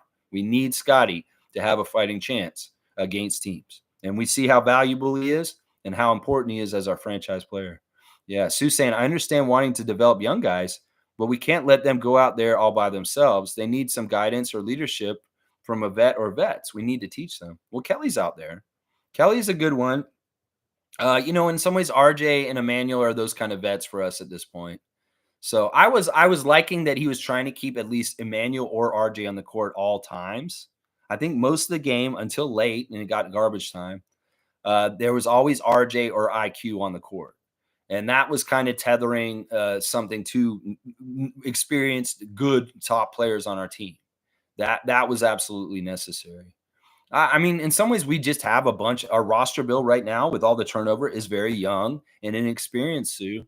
So I don't think there's any getting around having these kind of young guy lineups going for the rest of the season. I think it's very calculated. Once again, I think it's very calculated. We could have converted instead of Moji Justice Winslow, and he would have been more veteran and doing things to help us in certain ways for the end of the season. But that doesn't help. That's not what they want for the long term. Because Moji has a future possibly as a young player. Justice Winslow may not where he is in his career. But Justice could have helped us more if we had done that. And that would have signified, well, we're trying to go win. It really is what gear we're in as a team. It's switched a lot. It's been confusing. We go on a win streak and everybody's like, oh, we can make the play-in. We should be playing to play in the play-in. But now at this point, with Scotty's injury, we have to switch gears back to, yeah, maybe it's not smart for us to win for the rest of the season. It's just how it is. Jill saying, Pally Poppy, Davis Aborin, please explicate The Italian Grazie. She's calling him by his other name, Pale Poppy. Just saying, MSJ bench was brought in during the first quarter. Well, the bench is going to have to come in at some point. It is what it is. The bench is just the bench. It's young guys. They don't know what they're doing. Chris is saying, I know, Lafayette, maybe Darko thought Grady was ready to lead them. This is why the Grady should start talk is way early. Yeah. Yeah. I mean, I don't know. He could start for the rest of the season right now. If Oshai's going to be hurt, he might be. If Bruce is out and Oshai's out, that's the other thing that nobody's really saying is, some of not only Scott is our best player, but two of our top paid players in our team were out yesterday. Bruce Brown makes $22 million, and Yaka makes $20 million. And the only guy who makes more than them is RJ. And the rest of everybody else makes minimums and like rookie contract, like Emmanuel. That's the thing. You can tell it's a young team when the people that are getting paid the most are sitting out and your franchise player. That says a lot about the talent that's missing. Your starting center, your $22 million bench defensive stopper guy from the national champion Denver Nuggets, Bruce Brown Jr., and Scotty Barnes. That's a big chunk of talent and roster money that's sitting out in the 42 million of them, and then Scotty on top. So that says something about it's not just missing Scott, it's not just missing Jakob, it's also missing Bruce Brown. Let's see. But I would like, if Oshai's gonna miss the next game, I'd like to see Grady get in the next start. Seriously, I'd like to see it. Nameless is saying, laugh out loud. Jillian, David isn't crying like on Figilino de Puntan. Oh my gosh, you guys are saying some nasty stuff, I'll bet. I think Putan is a certain word that I know, but I don't know for sure. It's kind of fun to read Italian and not know what I'm saying. I may not get a good Italian audience, maybe. I don't know. I might be too dirty. Let's see. Mo's saying 3 stars of the game in the loss. Gary, RJ, and IQ is growing on me. Lex, absolutely growing on me. IQ is growing on you. Yeah, he's awesome. He's awesome. He's got a great attitude. He's got a great way of thinking about things. And once again, he's a man of God and very much professes all the glory to God in anything he accomplishes, and his blessings, the gifts that it was given to him. He just is a channel for the Lord. And that is what he's doing. And another guy that I didn't know this was about in our organization is very much doing it for a higher purpose is Kevin O'Banner. There's an interesting 905 clip out in the last day or so of Kevin O'Banner professing his belief in Christ and how it guides him in his career, and that he's playing for him. And he has a higher reasoning for a purpose for his basketball career. He's doing it in the name of God. So, these guys that are very religious and really give credit to their creator, they're very humble, and it's really a good way to be as a player. I'm not a very religious person myself. I don't go to church or anything, but I'm not a hater of organized religion, because I do think it can be very helpful when it's the proper reasoning or ways that it's used. If it's not used for persecution and judgment, hey, I'm all for it. I'm for community and love and fellowship and helping out each other, community and like service. And in some ways, these guys professing their gifts and everything is like giving it up to God. In some ways, is very healthy and good for their humbleness and their egos. So yeah, I like that about IQ. And Kevin O'Banner is also like that. Seymour saying when that Pelican made that gesture that we were too small, Alvin wasn't having it. Alvin wanted to wrinkle him. Yeah, that was messed up. That was the Najee Marshall part that I hated. When he put that move on Grady and said it too small to Grady. Yeah, that was, classless is what Alvin called it. Classless. There's a lot of this in the league at this point. There's a lot of disrespect. It's honestly, this has been building up for for the last decade. This disrespect in the youth leagues is coming up in the players. And I hate to say it, Scotty epitomizes it too. A lot of these young players that come in the league are disrespectful, and they're doing stuff that in the old league they would have gotten hurt for. That's part of the problem. There's no enforcers in this new league. There's no guy that's going to take out people that do shit like this. There's way more of these guys that do shit like this than guys that would put them on their asses. And that's just how it is at this point. There's going to be a little court jester kind of vibe to the court where there's ooh, too small, or just bullshit. It's just extra bullshit. In some ways, it's disrespectful.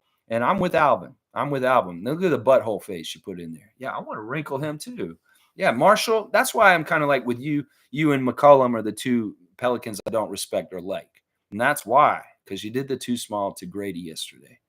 David saying, I feel like you're not allowed to too small people if no one knows who you are. Who was even that guy? Yeah, Najee Marshall. Yeah, who the fuck are you, bro? Seriously, who the fuck are you? And yeah, Grady is smaller than you.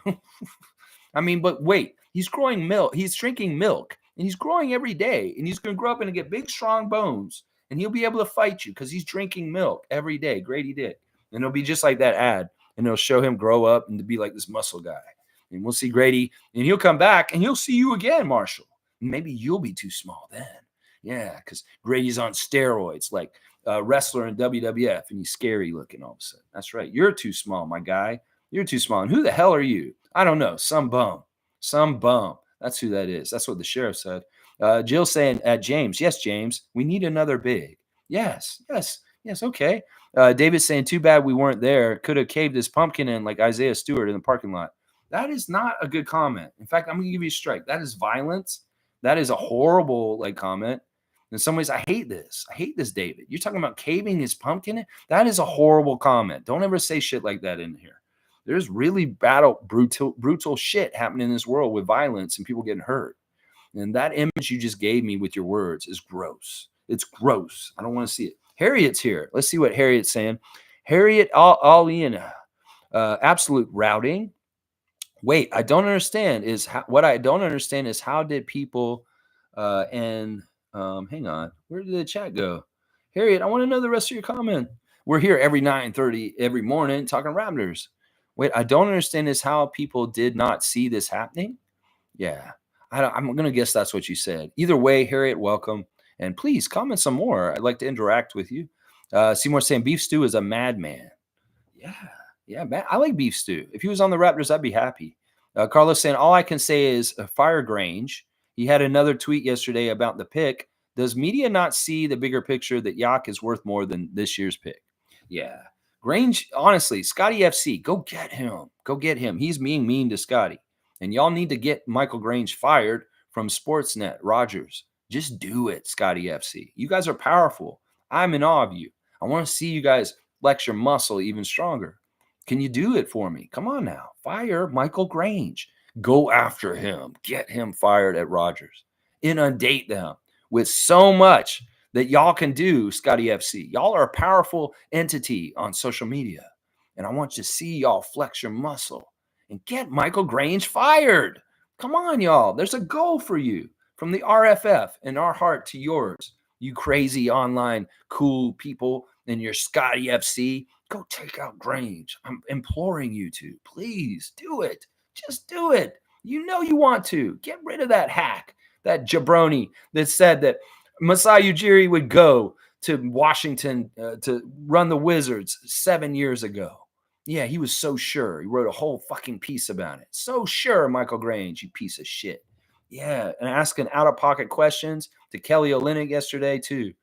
Some of those people are so dumb, asking the same question over and again. What made you want to stay here on the Raptors? Was there any factor that made you want to stay here? No, idiot. He's from here. Have you not heard this yet? He's like, is there any kind of factor that made you want to sign with Raptors this summer for this extension you just did? Is there any kind of factor? I don't know. Maybe because he was fucking born in the city? What the fuck is wrong with you press people? You're so fucking stupid. Some of the questions they ask is so dumb. And then there was a guy at the very end of the Kelly press conference yesterday. What a rude motherfucker. And I think it was somebody from like the CBC or from City TV, CP24, somebody who's not a normal basketball scrum, somebody who's not normally one of the fuckheads that's at OVO asking questions. I think it was one of the corporate national TV ones. Whoever asked Kelly Olynyk that WNBA question at the end, fuck you. What the fuck? He said, oh, you're done. And he's getting up and he's leaving. And he's like, oh, wait, Kelly, I want to ask you about the WNBA team. Can you sit down? He said to Kelly, he said, sit down so you can answer me into the mic. He didn't even say, please. He didn't say, he was so fucking rude. He was like ordering Kelly to sit back down to answer the question in the microphone. Who the fuck was that reporter? Seriously, Disrespectful. You guys have no fucking manners. Can you please sit back down so I can hear your answer in the mic? No, he used to say, sit back down so I can hear your answer. You fucking snappy little shithead. Whoever the fuck asked the last question at Kelly Olynyk presser yesterday. Fuck you. I'm still trying to figure out who it was. I'm pretty sure it was somebody who works for CTV or some stupid ass fucking nightly news, not the normal Raptors reporters. Some fuckhead. It's like, who the fuck are you to talk to Kelly Olynyk, Canadian hero, bronze medal champion from fucking World Cup last year? You gonna tell him to fucking sit his ass down to answer your question? Who the fuck are you, reporter? I want to know, seriously. And if anybody can tell me, I want to know, because I want to fucking talk some shit about them on my channel, because I want to know who it was. So anybody who can figure out who the fuck asked that last question to Kelly Olynyk yesterday about the WNBA coming to Toronto, tell me who it was, because it was rude as fuck to our Canadian hero, Kelly Olynyk, our hometown hero. And if you dumbass reporters don't know that Kelly's from Toronto, well, he is. And that's why he wanted to stay here and retire as a Raptor. What is this so hard to figure out? You fucking dumbasses. You know, if you're such a good press, why don't you ask him like more specific questions? Why don't you ask him shit like, what's your favorite thing to do in Toronto? Or like, what makes you love Toronto so much? What is it about the city?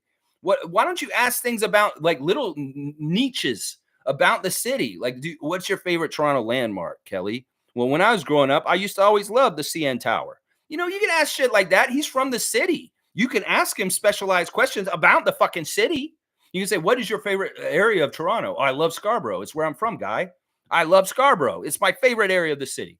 You can ask specially questions to him. Let's get a little more advanced with the questions. Instead of just like, oh, Kelly, why did you re-sign with the Raptors? I don't know. He's Canadian. He's from Toronto, you dumbass. Like, how the fuck, why do we have to have four guys ask the same damn question in the press conference with Kelly Olynyk? In some ways, he's like rolling his eyes at how stupid y'all are with your dumbass questions. If there's one thing I like about our two Canadian guys coming in, is they're basically giving you responses with their eyes about how stupid y'all are in the press conferences. RJ Barrett, very much laughing at how stupid y'all are with your dumbass questions when you come in those pressers. We need better media. People keep saying we need to trade the Toronto media. You're goddamn right we do. The Toronto media sucks. They're a bunch of idiots. Some of them are losers. Some of them don't fucking know how to ask questions. Like, what the fuck? Did you go to journalism school on how to write proper questions for people? Did you do the research to figure out your subject so that you can well craft questions? Yeah, you've seen Barbara Walters do a Barbara Walters special. You think she's coming in here asking dumbass questions like y'all? She would be off the air if she did that shit in her career, asking the dumbass lame questions that the Toronto Raptors media people ask. You need to go to journalism school, most of y'all, and learn how to write proper questions, specific questions that people want to hear. Do the research on your topic, on the person you're asking, first of all, too, because some of your shit is basic shit that everybody can just look up and Google. Why the fuck do you need to ask Kelly why he wants to be on the Raptors? Is it not clear to you? Or are you just really dense? Is that because that seems like what's the problem with the Raptors media right now? Is they're just really fucking stupid, is what it seems like right now. All right, great rant. Fire Michael Grange. Scotty FC, go get him. Go get him. That's right. Yeah. Seymour saying, see, we have no gut right now. We need a hard player, Hansbrough. This type of big with a big heart, hard fouls. The Raptors supposed to have a backbone. We do not. I would say Kelly Olynyk is Tyler Hansbrough right now. I mean, he's better than Tyler Hansbrough. He can do all that Tyler Hansbrough stuff, Kelly Olynyk, and he gives us more even. So, I mean, we have a guy like this. Kelly is this guy. It's just, once again, I'm going to say we're in a position where we're oversized. The other team's oversized against us. And Kelly could be one big man in there to fight it all. It's not going to be enough. It's not going to be enough. He can hold off Jonas, but there's Zion and Herb coming and crashing the boards also. Who the fuck is going to box them out? You can box Jonas out. Kelly will take care of Jonas, but who the fuck is going to box those other guys out? Oshai going to try and box out Herb Jones. Herb Jones has got arms that go over his shoulders and just take the fucking ball from over his head. That's what I'm saying. We don't have the size to match up with a team like the Pelicans. And that's what happened last night. Dana's saying Yak had surgery. He's out indefinitely. All right, I'm going to see this. I'm sure this is breaking news on the Twitter, the tweets. All right, I want to see this. I want to see the official. You say he had the surgery or he didn't? They were talking about having the surgery. He was speculated, but he didn't have the surgery yet. Or did he have it? I don't know. Let me go look on Facebook. Maybe I'll find it there. Let me see. Jakob did post something about this yesterday. So let me see if he actually said he got the surgery. Oh, yeah, he did. I had to undergo finger surgery yesterday in New York City. Everything went well. And although it's a pity that I can't help the team for a while, I'm already looking forward to joining the guys on the court again. Well, does that mean you're coming back this season, or are you like Scotty? Because in some ways, that's what I think it means. If he had surgery too, maybe because it's on his finger, he'll be back sooner. The hand is more in here. If this is out here, maybe he can be back before Scott. But having surgery so close to the end of the season means these guys are shut down. These guys are shut down. And like I said, if he had surgery yesterday, like he said he did, I don't think Jakob's going to be back anytime soon. We're going to be going without Jak and Scott at least 2 weeks, if not longer. It may be the whole month of March. No, neither one of those guys. And what happened last night? It may not be exactly as bad as last night, but there will be bad games like last night going forward. Just so y'all know, we got to get ready. Chris is saying, my vision for JFL is Jose Alvarado. Last night it was said JFL had defense as his top concern as a contracted player. He looked good. If he can commit, bring energy at all times, it's the vision. Yeah, okay. All right. So, yeah, I mean, I'm going to watch him closely on the defensive end going forward. Alvarado is fantastic. In some ways, Alvarado is not the same kind of player as JFL. Alvarado is interesting. JFL is a better shooter than Alvarado. Alvarado is just a little quick guy who can get steals, does some good assists and lobs. Not a very good shooter, though. Javon Freeman Liberty is a good shooter. Dana's saying it is a ligament injury. Okay, so that's why. It's not just that he dislocated his finger, which is what it's told us. There was actually a ligament hurt in his pinky. And that's why he had a surgery in New York. Yeah. Good morning to Miss Moody. All right. Let's see. Jill's saying hi too. Cowboys saying JFL was ready for the moment. Good sign. And Jill's saying, Lex, if Yak had surgery, good that they didn't play him. Excellent. They can't. If he had surgery yesterday, I mean, the day of the game, I mean, how are they going to play him? David's saying Scotty had surgery. Did Yak have surgery for a dislocated finger? Yeah. Apparently both of them had surgery. Scotty had surgery in LA and Jakob had surgery in New York. So I think they're both out. I think they're both out for the rest of the season. Torn ligament. Blah. Wow. Thanks for the update. That sucks. All right, let's keep going. Captain Barnes and Commander Yak. Ta-da. Ta-da? What? You want me to bring up ta-da? Okay, fine. Guys, I know of this great service in the Toronto area called Ta-da. Ta-da Cleaning Services can really help you out. If you have dirtiness in your house, if you want to get cleaner, it's springtime almost, maybe spring cleaning, and you are lazy and you don't want to do it yourself, well, you can call Bradley. Ta-da. 647-833-6844. They will come and do things to your house, whatever you want, just as low as $89, depending on the job, the cost. So, yeah, 647-833-6844. Ta-da. They can make things go, ta-da, it's done for you. That's right. All right, let's keep going. Jill's saying, Lex, I'm thrilled that the Raptors did not have as bad a blowout as the Warriors. My goal was achieved. That's a weird goal. I was not thinking about that goal. The Boston Warriors game had nothing to do with us. It's sad. It's sad. I hate that the Boston Celtics have so many 50-point wins this year. In some ways, I'm disappointed in the Warriors for not doing better. You guys suck. What the fuck? Yeah. In some ways, I'm not comparing us to that at all. In fact, this is you guys talking about it so much today is more that I thought about it than I did last night or any other thing. We're totally separate kind of things. Carlos saying Trey Murphy, crazy shooting last night. Yeah, really, really good. His mama told him to shoot better. And he did. He listened to his mom. Yeah, it's good. Good son. Pelicans just have the Raps number for quite some time now. Even under Nick Nurse, they watched us bad. That's what I'm saying. This pattern has been established.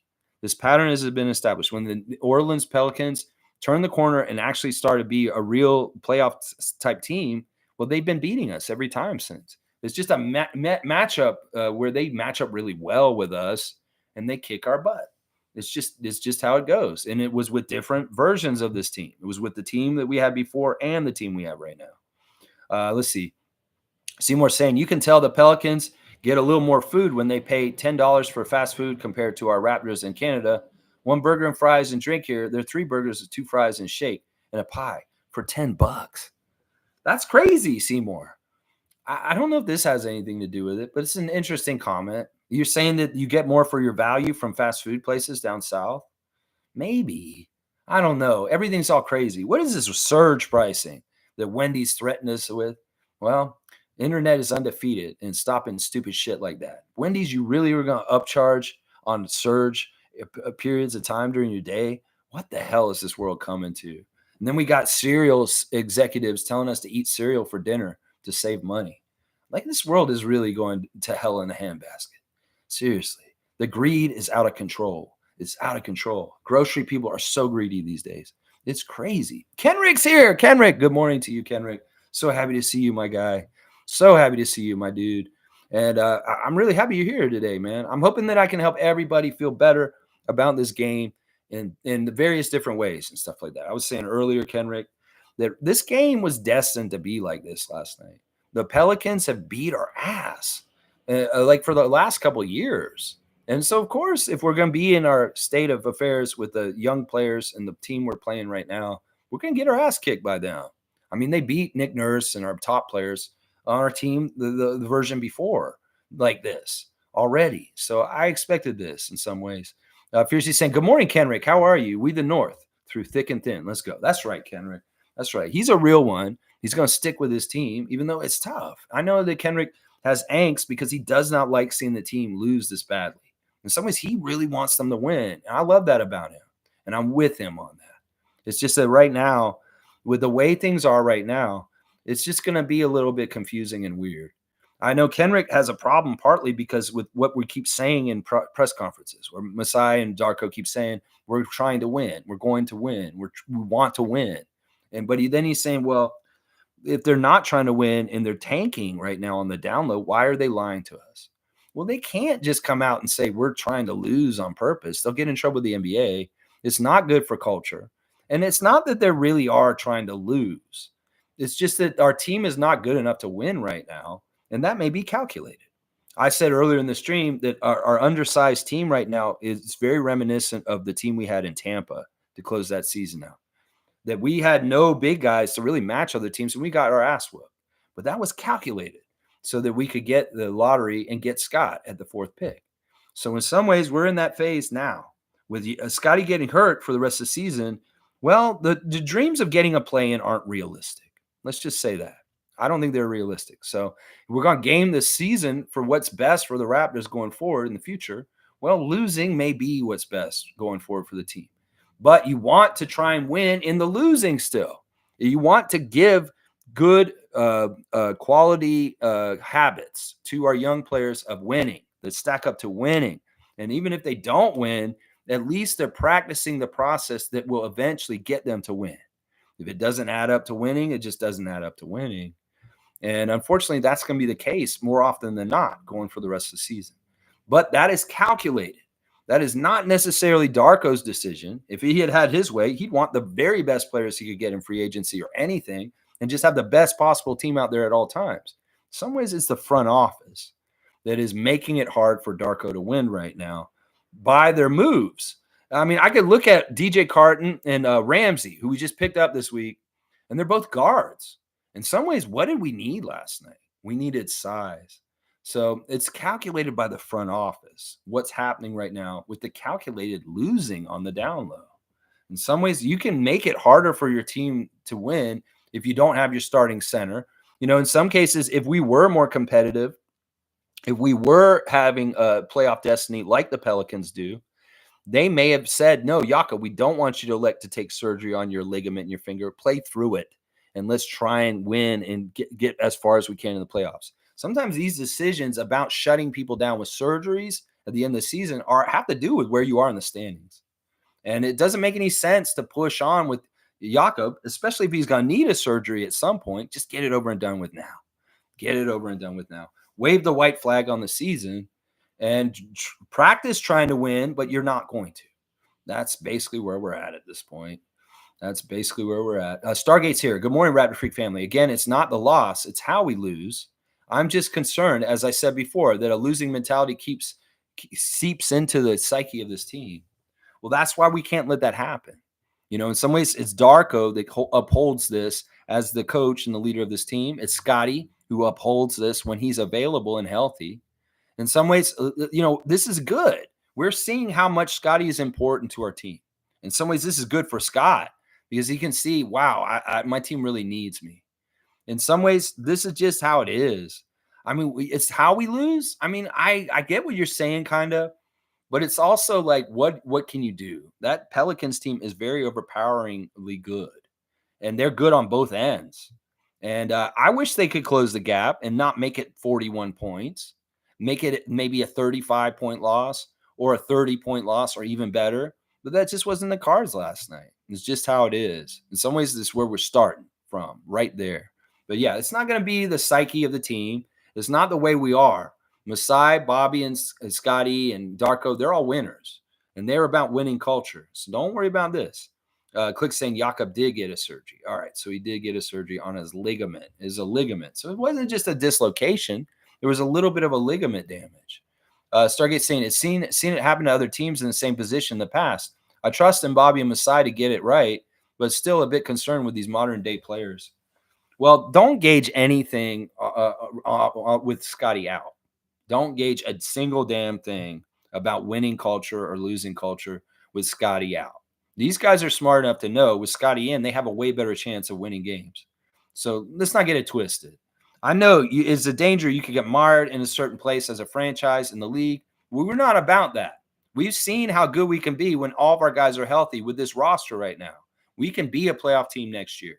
For the rest of this season, though, we're going to call a mulligan and just kind of ease out of the whole rest of the season and just go on discovery mode with young players. Next season, after the free agency, after the draft this year, we'll see where we are with our personnel and see what we're doing coming into training camp and orienting ourselves coming into the season. So in some ways we can build some of the foundation for that right now with Emmanuel and RJ and people like that. Scotty comes back healthy. That'll be the more real us. You can't gauge our culture without Scott. I'm sorry. You just can't. And I know that most of the guys on this team and the coaches and the front office and a lot of the fans are aware of this also. You can't gauge anything if Scotty's not healthy and playing for us. You just can't. It's not fair to anybody. Fiercely saying, I like CJ, Brandon, Grand Theft Alvarado. Yeah, CJ, I don't like CJ McCollum. He's a punk. He's disrespected the Raptors. He said some nasty shit about us on some podcast in some place. And the other thing that pissed me off about it is he's in player representation. He's in the union, just like Garrett and a couple other guys, and he represents teams like the Raptors. But he's looked at us, and I've heard him in an interview talk about us as a second-class team in this league. He looks down on us, and he's supposed to represent the players' union. So that's why I'm like, I don't like this about CJ McCollum. Fuck him. Fuck that motherfucker. Yeah, he's the one I don't like on that team is CJ. That's right. Alvarado's a badass. He really loves stealing the ball. And the other guys on the team are trying to use his tricks too. Kareem saying, I loved Jonas Valanciunas, even though I kind of disliked him when he caught that DUI coming from Wasaga Beach. But he's come a long way, and it's the perfect fit for the Pelicans. That was a setup. I don't know if you know the real story on that story with Jonas. It's a really dumb story, honestly, and it got all thrown out, and he wasn't really in trouble. He made a miscalculation as a European guy in Canada that you can't drive around with an open beer in your middle console. And what happened was he went to a drive-through, and he had an open beer there. It wasn't even that he was drunk or anything weird. It's just that he had an open container in his console, and the drive-through lady saw it, and she called the cops on him. The cops came and arrested him in his driveway. But I don't even know if he was actually drunk. It's just he had an open container in the car. So that's really kind of what happened. His lawyers got him out of it, and it wasn't a big deal. It's not like Jonas has an alcohol problem. It was just something stupid. He's on his off time. He thought he could drive around with a beer in his car open, and he didn't know he couldn't do that. It's kind of a disconnect between European sensibilities and North American. So I've never really actually talked about this incident on this channel, but I do know what happened in it. And it's basically what I just said. He went to like a Tim Hortons, and the lady in the Tim Hortons drive-through called that he had an open container in his console. They didn't see him drink it. They didn't see anything like that. He just had a beer open in the middle of his console, and they called the police. That's what it was. It wasn't he was driving drunk, crazy, or made a wreck or anything. This lady was being in her own business, getting into his. And that's what happened. David's saying, we might be in the shitter, but as Mercules says, I can roll blunts on the shitter. I know who Mercules is. Okay. You can roll blunts on the shitter. Okay. Jill's saying, wow, not one freak has brought up Kelly. Wow, not a good sign. What do you mean, Kelly? I talked extensively about Kelly Olynyk already today. Very much so. Who's Kelly, Jillian? Lex, I regularly tweet the Raptors about playing Boucher. Don't do that anymore, Joe. Don't do that. You can use your forces for good. That's you're barking up the wrong tree. It's not going to be helpful. In some ways, I don't support you doing that. I think that if you're going to bother them about things, there's other things you could bother them about, and it's not that. I'd much rather you bother them about getting a third center in the draft this year. Get with Cool Cat and I, and help us with our campaign to get more centers on our team. But yeah, no, don't do this. Don't do this, because it's not going to help in some ways. In some ways, we want your voice to be heard by them. Well, they're going to drown you out if you just go at them over and over again with the Boucher thing. Because honestly, you're not going to get anywhere with this. You're not. They're not going to listen to the crowd last night. It's not like he's Taco Fall. You say, put Taco in, or Boban. It's not like that. Chris is a good player. And in some ways, he needs to have dignity. And in some ways, he's above playing garbage time with a bunch of G League players at the end of the game. In some ways, Darko not playing Jalen, Garrett, and Chris is respect for the vets, so that they don't have to be sullied by the dirty ugliness of the court. In some ways, that's part of it that y'all don't understand. People that just blanketly want Chris to go in there. In some ways, Darko's like protecting him from looking bad. There is a certain level of respect you give your vets that are on your bench that don't play a lot, that you don't play them in a blowout like this, because it makes them, like I said, it's disrespectful. It's like, what, you're going to put me out there with the scrubs, the guys that are new that just showed up? No, I'm above that. I'm a vet. I'm proven. I've done things in this league already. I don't want to play garbage time with DJ Carton and Ramsey and these guys.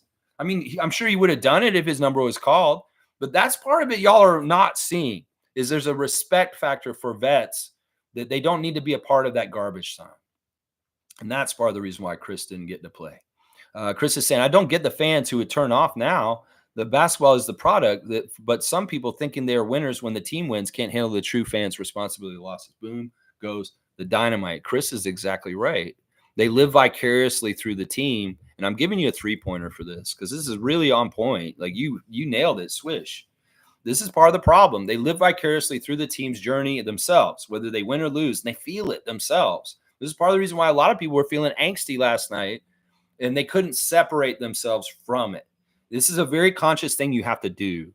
We're not riding or dying with the Raptors. We don't have to. We are. We care about them. We support them. But in some ways, it's like I've likened to before. It's kind of like you having a kid.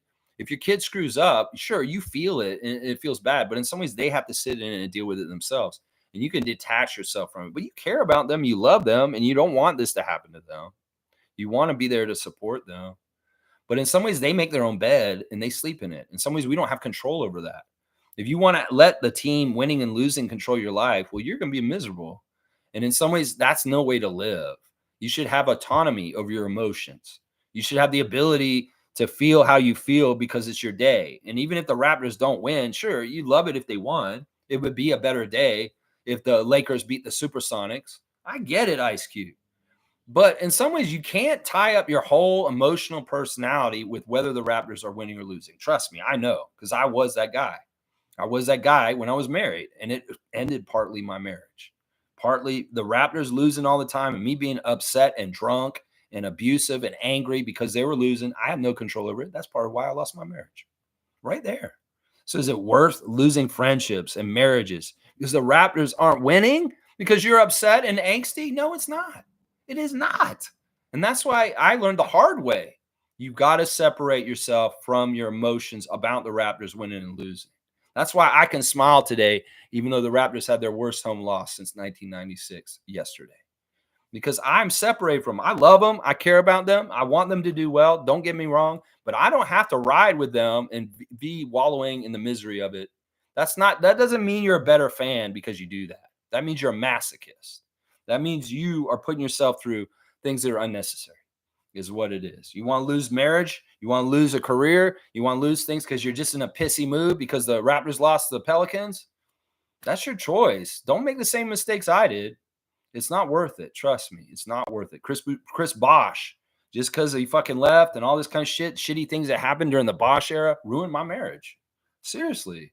And that's just how it is. It's just how it is. There's no way to live. Trust me. There's no way to live. That's right. Mo's saying, Lex, I'm glad you loved that interview with Kelly yesterday. You were absolutely beaming with joy. Yeah, I do. I love that. I love the Canadian connections. I love it because I can totally relate.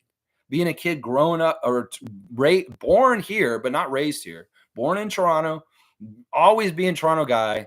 The RJ and Kelly embracing it and being a part of it on our team is fantastic. In some ways, I don't mistrust these guys. I have complete trust in these guys.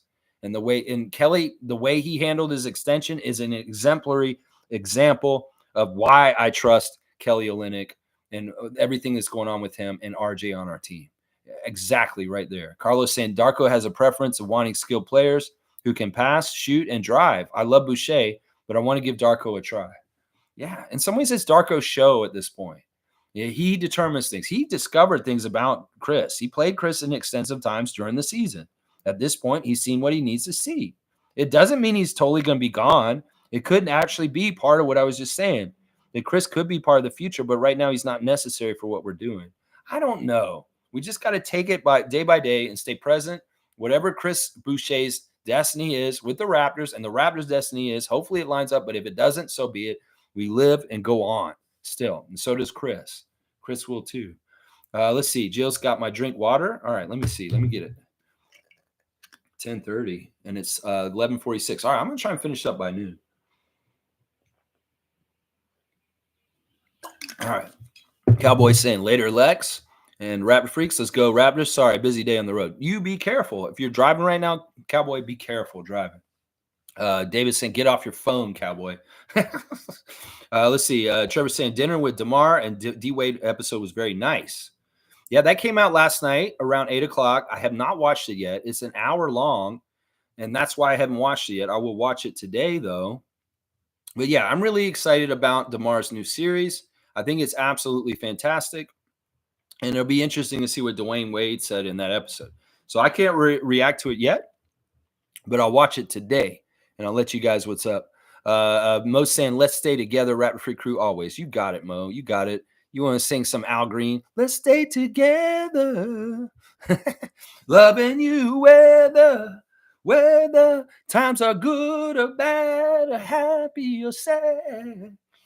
Just saying, Lex, laugh out loud. Didn't know Nameless was so spiritual and meditative. Laugh out loud. Soak it in. Enjoy the journey. That's right. In some ways, we need that Zen place to sit in right now. Clear our minds. Let's come to my yoga class, Nameless. Yoga is awesome. Good for the spine. It's for the spine. For the spin. Cookie for David. Okay, give me that effing cookie back. Yeah, there you go. Laugh out loud. Right. Whoa, there's some people yelling outside. What are you yelling at, kids? Some rough kids out there. All right, let's see. Name is saying, don't forget Abaji probably out with a knee injury now, too. That's what I'm saying. The injuries stack up. Very reminiscent of Amalie Arena 2021 Tampa season. Raptors near the end, lag into the end of the season. There's a lot of DMPs, a lot of people missing different games in different times, picking different games at different times. Kyle Lowry not playing for the rest of the season. That kind of stuff. We're in that mode, guys. And Abaji might be the next one. Yeah, I like Abaji too, David. He's a part of our future for sure. Probably, maybe. If he's the right price, I'm okay with it. Jill's saying, okay, guys, let's think hard about which big we can enlist for our team. Let's telepathically influence Masai. Zach Eddy, that's one. That's one right there. In fact, I'll go look at the Instagram stories. He's on here first. He's celebrating his buddy who's an All-American. He's the single season assist leader. I'm not even sure. It's his point guard on Purdue. So Zach Eddy's proud about that. Javon Freeman Liberty's got highlights from his NBA game last night. Some of the buckets he scored. He had some friends in the crowd taking pictures of him making his buckets. Very, very cool stuff. And then Gary Trent Jr., they did a little event before the game last night with TFC. They had 4 of the TFC players at the game last night, and they exchanged jerseys with Emmanuel Quickley and Gary Trent Jr. They gave the TFC jerseys to Gary and Emmanuel. Now, some people would say, well, Oshai needs to get out there and get one of those TFC jerseys, especially since he wore a Major League Soccer jersey of another team earlier this week in a press conference. Yeah. Well, where's the TFC jersey for Oshai Abaji? Y'all need to get that. There's 4 of them getting Raptors jerseys from TFC. They should have brought more TFC jerseys for the Raptors. I'm just saying. That's all. There's your Instagram stories, real quick. TFC and the Raptors interacting yesterday, giving some jerseys to each other. That's right. So yeah, Zach Edey. That's the answer. Wayne Strainer saying, apart from the players, the only person under pressure mentally is Darko and his staff. All of us should just chill. Pelicans are one of the teams in the NBA that I have total disgust and dislike for. Wow. Wayne doesn't like the Pelicans, unlike me. That's interesting. I think that they're seriously one of the top 4 teams in the West right now. I've seen a lot of these teams this year, the Western teams, and I would say this team is very complete and all around good. Very, very, very good. Very, very good. David's saying, Lex, if you're looking for plants and flowers native to Ontario, Zone 5 or 6, there's a good site, Ontario Native Plants. I can't wait to show you guys the oasis I'm creating on the balcony. Dude, it was cool coming to your apartment last year when we went to the game and seeing just how many plants you have in your apartment. I was very impressed with that, David, for sure. No, I'll definitely take your advice on this. As far as Ontario Native Plant site, I'm definitely going to be thinking about this kind of stuff. And when I do get out to the new place this year, it's going to be weird. I might want to have some of y'all come out there and hang out with me out there, especially we've already been hanging out in real life. So it may be very fun to have the Saborans out to my new place where I'm going to be living and get a little cottage time out in the country. In fact, I was thinking about, I might need to call this number at some point and get some help from our friend Bradley. Like I was thinking if there's any jobs where I need another guy with strength, I might call Tada and get them to come out there and help me with some big job. Because I know Bradley's been working in Kitchener and other cities around the GTA. He would definitely come out to my cottage and help me if I called him. So I might be calling Tada Services because I might need his help with just some man work as far as like somebody else to help me lift something heavy or any kind of like, there may be some construction job that I need Bradley to come help me do. So I'm going to be talking to him about this. Bradley, if you're still listening, I definitely want to see David come out there and check out my new place too. That'd be awesome. And we'll see. Other people may be able to come out there too at some point. We'll have to see. I trust these guys because I know them and I've been around them in real life. I can't just openly blanket say, I want y'all to come to my new place. But we'll see. A lot of y'all will be welcome to come there for sure. For sure. We'll see how it goes. You made a pond out of a hanging basket and converted it into a bird bath with flowing water and a waterfall. See, this is the kind of stuff I might want other eyes to come out there and kind of see, whoa, this could be a very interesting thing you do with the land here and this kind of stuff. That's the fun stuff about what I'm going to be doing out there is my purpose of going out there is to start a food forest, start a permaculture food forest that will become an asset in the long term for my family so that they can have it to grow, to have food for themselves, just in case things get all real weird in the world today with grocery prices and having food. So that is my goal when I go out there is to build a permaculture food forest that will be very, very helpful for providing food. Yeah. Jill saying Noira's balls kept getting stolen. Oh my gosh. Jill, do you do this on purpose? Do you do this on purpose? You're very cutting edge with your comedy. It's kind of blue. Side. Guys got to be more like RJ. Guys got to protect his balls. This is good advice from Jill. Not the advice I thought we would get from Jill today, but we'll take it and I'll give her a dunk. It's just because it's silly. She's talking about people's balls, and I know she's doing this on purpose. Yeah, David saying, all right, give Jillian a dunk. I did. I gave her a dunk for that. Yeah, she's talking about Noira's balls. I don't think anybody should be talking about Noira's balls. Fiercely saying, gotta go. Last day at the cottage with my childhood friends. Enjoy your day, fam, and remember, health is wealth. That's a great word of wisdom. Health is wealth. You can be very wealthy if you're healthy. That is for sure. Fiercely's getting a dunk. And I hope you enjoy your last day with everybody out of the cottage. That sounds like such a fantastic, fun event. Oh my gosh. Carlos saying it seems this young team loses focus at times, and that's when the deficit piles up and it's hard to come back from 3. Pelicans are messing with perfection. They almost played a perfect game last night. I mean, Darko was basically saying that in the press conference, that they played so good. They played like very perfect. They were shooting so well, and their defense was so on a string. They were rotating really well. They were all over the place. They were agitating. They were shit disturbers, and they were hitting all their shots. They played at an extremely high level. They may have been the best looking team we played this year last night. I'm saying that's the damn truth. And Clippers have looked real good against us. The Celtics have looked good. But I think that the Pelicans looked like they had the most moving parts and the most complete team out of every team we saw this year so far. I really do feel like that about them. I mean, I'm really looking at them as like a real serious championship contender this year. Seriously. I would not hate the Pelicans getting that Larry O'Brien this year. Seriously, it would look real cool. Any Pelicans fans coming here to hear my reaction, I want to say that right now. I would love your market to win the NBA championship because in some ways, the NBA don't want that. In some ways, the New Orleans market would love it and would be fantastic for y'all. Y'all don't get the best support in your city. And I understand it's a fun city. There's all kinds of other things to do. But if y'all won the championship like Denver did last year, it would be huge. It would be huge. And the parade down Bourbon Street just in itself would be amazing. Oh my gosh. I love the idea of the Pelicans winning the championship more and more as I think about it. I really do. I really, really do. It's crazy. Yeah. Let's see. Wayne's saying Grady's performance is expected. We need to stop putting high expectations on players who have no history to support that level of optimism. Yeah, I'm not that upset with Grady last night. I'll give him a mulligan. He had an off night. He's been so high level and like really not what I expected. You know what? If this happens, Wayne's right. This is what we should have expected, but we've been very pleasantly surprised with him recently. No, this is one dud game, and it's going to happen. In some ways, he had problems because of the matchup, because the long arms of Jones and Murphy and Ingram and those guys. He's had a harder time shooting over those long, lanky guys on the Pelicans.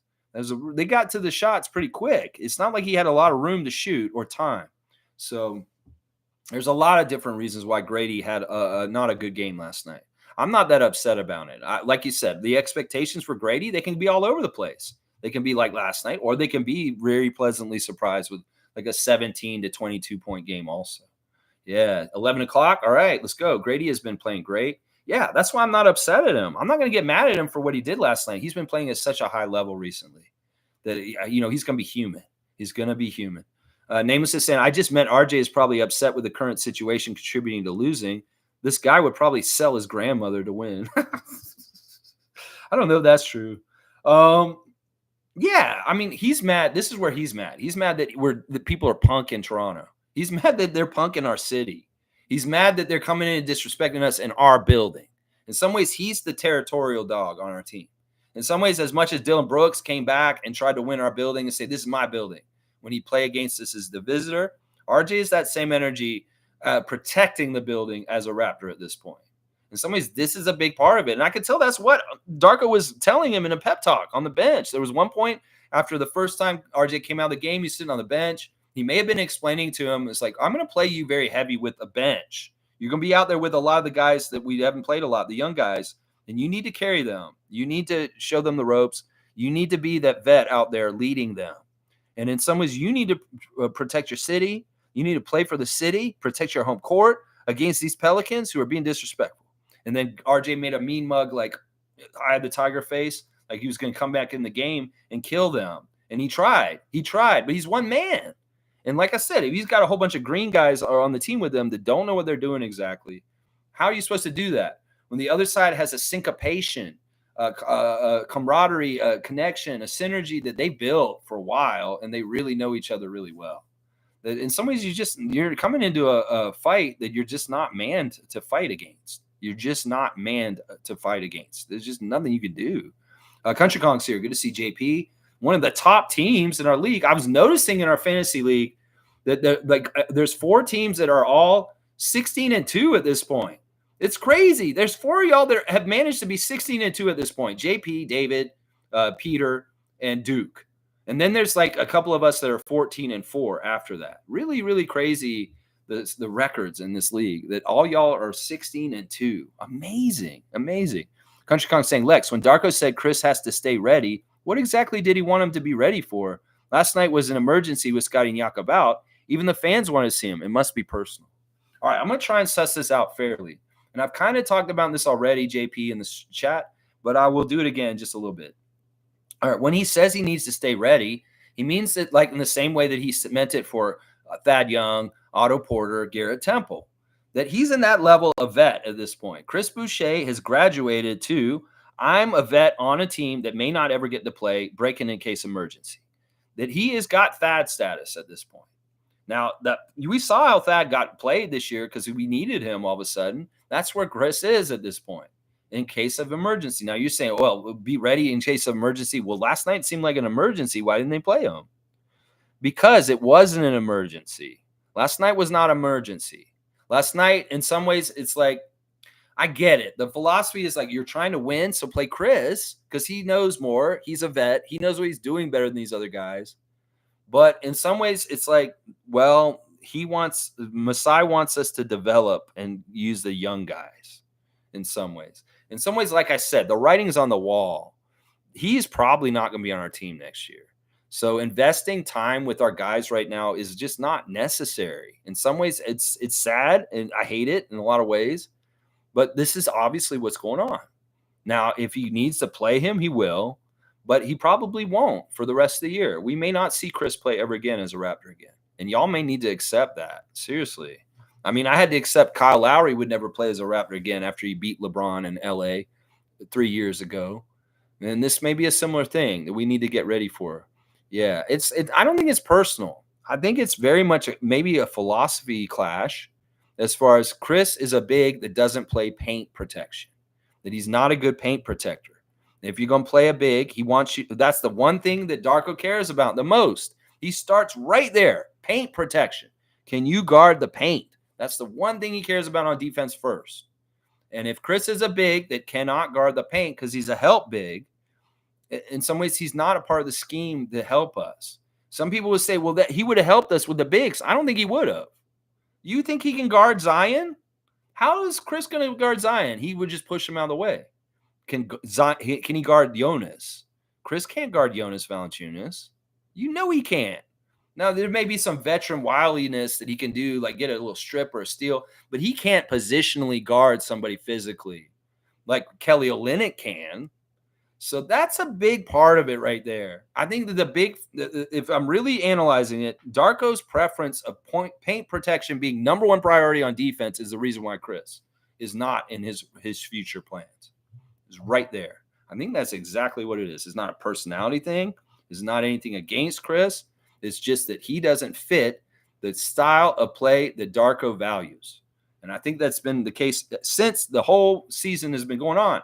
And in some ways, Darko really did use Chris a lot and try to give him chances. But at this point, at this stage in the season with Scotty and Jakob with surgeries, probably out for the rest of the season, they're tightening up ship and they're looking to see what's going to be going forward for the future.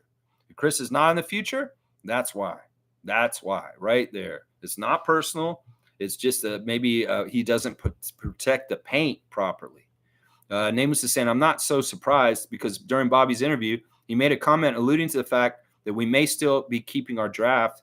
He foreshadowed this. I thought No was revealing in that opportunity just a little too much last night. Oh, I thought all right. If you're going to do acronyms like this, put NOLA or NOR because No will mean no to me. I thought, no, you mean New Orleans. Was reveling in that opportunity just a little too much last night. Amateurs acting like they've never won before, especially against a depleted squad. Well, they're not being good winners, sure, to a degree. But I thought that they could have been a lot more cocky and more asshole-ish.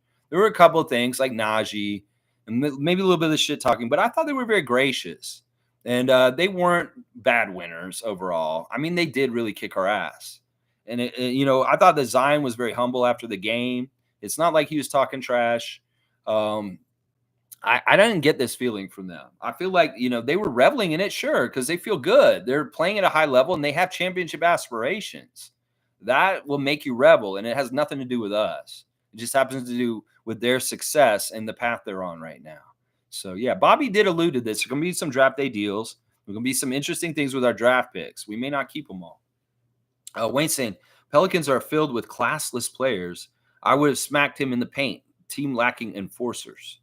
Yeah, I see. Wayne's already said he hates the Pelicans for some reason, and I've already said I love them.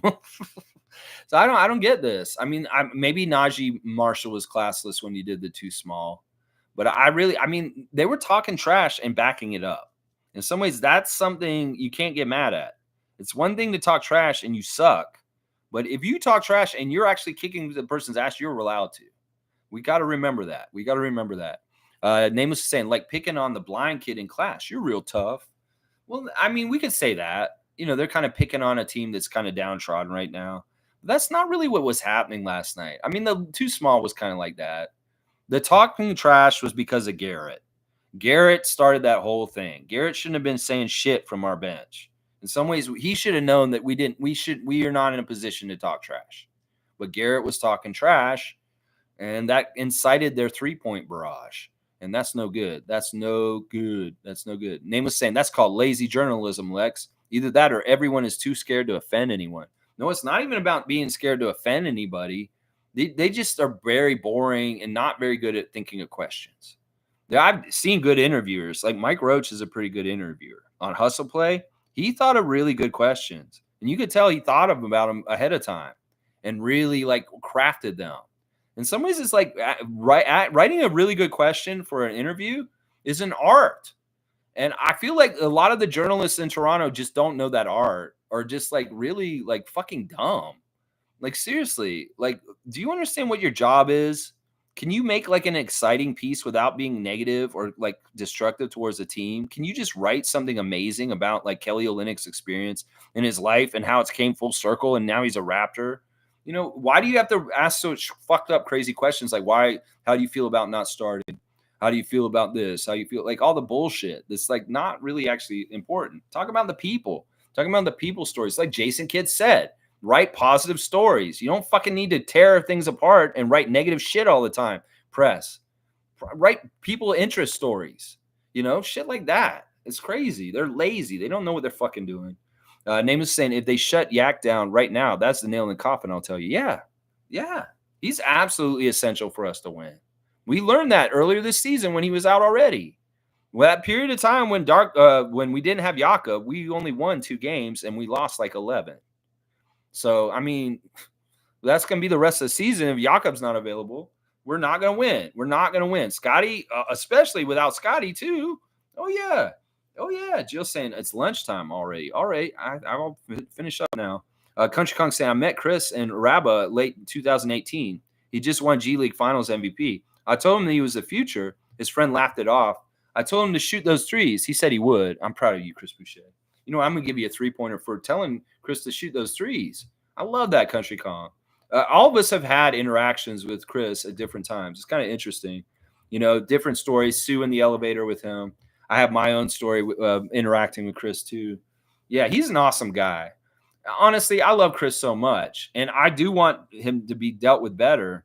But the team is going to be the team. It's going to do what it is. In some ways, Chris accepting his role and being on the bench makes me love him. Because in some ways, he's not as upset as the fans are. I'm going to tell you that right now. Y'all can be angsty and upset for him, but he's not going through that like you. In some ways, it's exactly the same as like what I was talking about going through losses with the Raptors. It's your choice. Chris doesn't have to go all crazy like y'all do because he's not playing. In some ways, if they're communicating with them and he's on the same page with them and he understands what they're doing and he's not confused, then he doesn't have to be like y'all.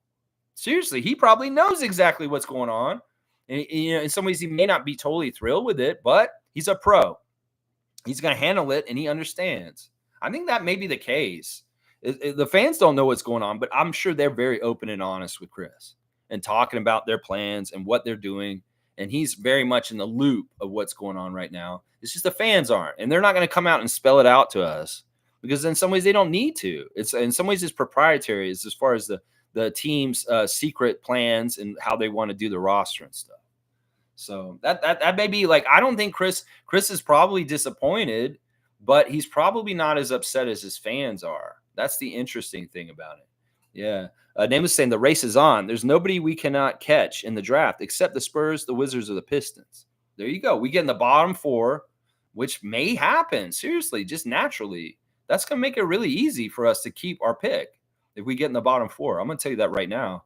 Name was saying that's good for top 4. I ask you a bottom 4. It's not top. Would you not settle for another top 4 pick as compensation for a horrendous season? Where do I sign? There you go. That's right. You want to get another Scotty. That could happen. That could very much happen. Name is saying, now go get me Sar or Buzelas, Andiamo, and hurry the F up about it. I mean, it probably won't be obviously as a home run as Scotty, but if there's somewhere anywhere near a level of success and a high draft pick this summer for the Raptors in this situation of where we're at right now, will it make it more worth it, Raptors fans? Seriously, think about it. Jill saying, Lex, is it calculated? Yes, I think it's calculated by the front office. If bigs aren't necessarily available or MLSE isn't giving front office the necessary funds, I'm confused when two of our bigs are out with injuries, why people's minds go here. Oh, Jill, well, this is what we did in the Tampa year. It's the same damn thing. I don't know how closely you're watching then.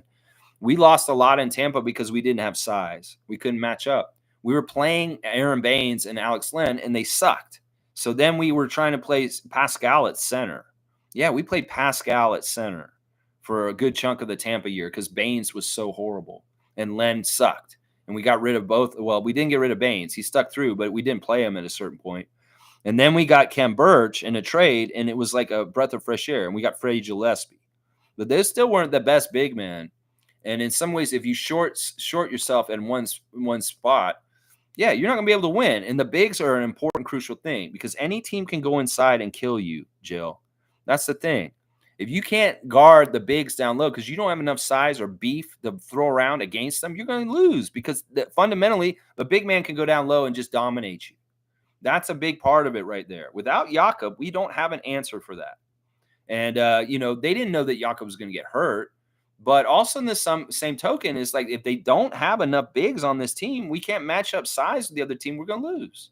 And that is somewhat calculated. That is somewhat calculated by our front office. And people will say, well, I blame the front office for that. No, I think it's very shrewd. It's very smart because they're playing for the draft, obviously, in the way they construct the roster post Scotty's injury, post all the stuff that has happened recently.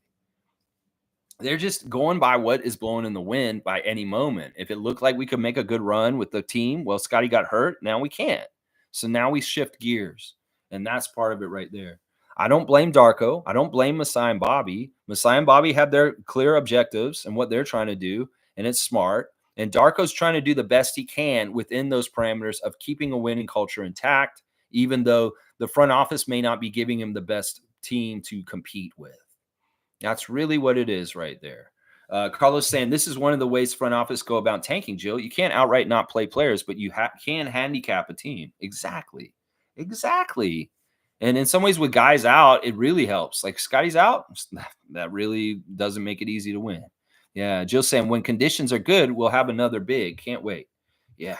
Kareem saying thanks for the clarity on Jonas. No problem. Yeah, on the DUI thing. That's what happened. That's actually the true story. Yeah, it's not like he's a fallen down drunk or an asshole that was irresponsible being like a total drunk driving idiot. No, he made a dumb mistake as a young player in the league and didn't understand the law differences between Europe and here. That's a really big part of it. It was part of the culture. In Lithuania, you probably could do that, and it's not a big deal.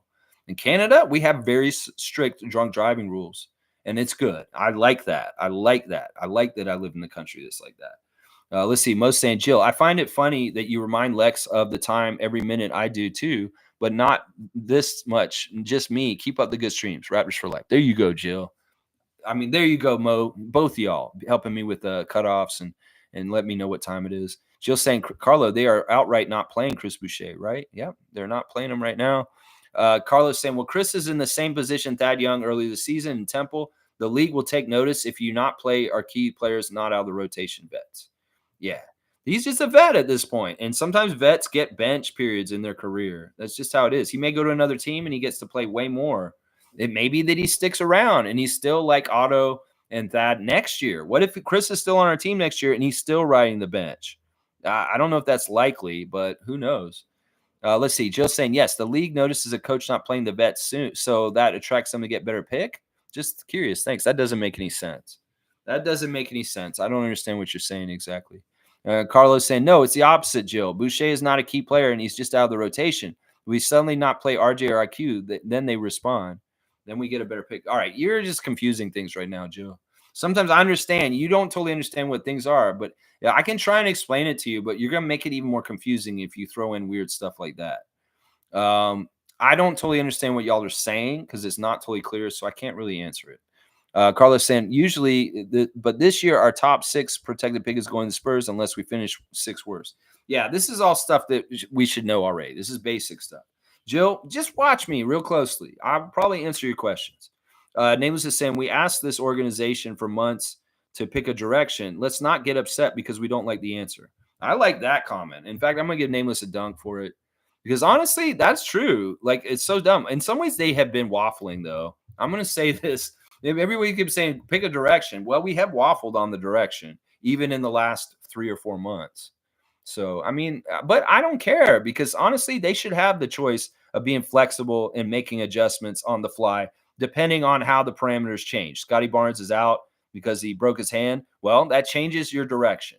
That instantly changes your direction right there, whether you like it or not. In some ways, NBA teams have to be flexible like that. That's right. That's right. Okay. Let's see. Where's McDaniels? He's one of those vets on the bench now. He's one of those vets. That's right. And he's got that skinny problem that I just described with Chris. It's not like he's going to go out there and help us protect the paint better. That's part of it right there. That's part of it right there. David saying, I'm composting expert. Seriously, I'll take you up on that. That's awesome. Yeah, I'm going to definitely be doing, I already have like a couple piles that I'm building out there from last summer with yard waste and different things.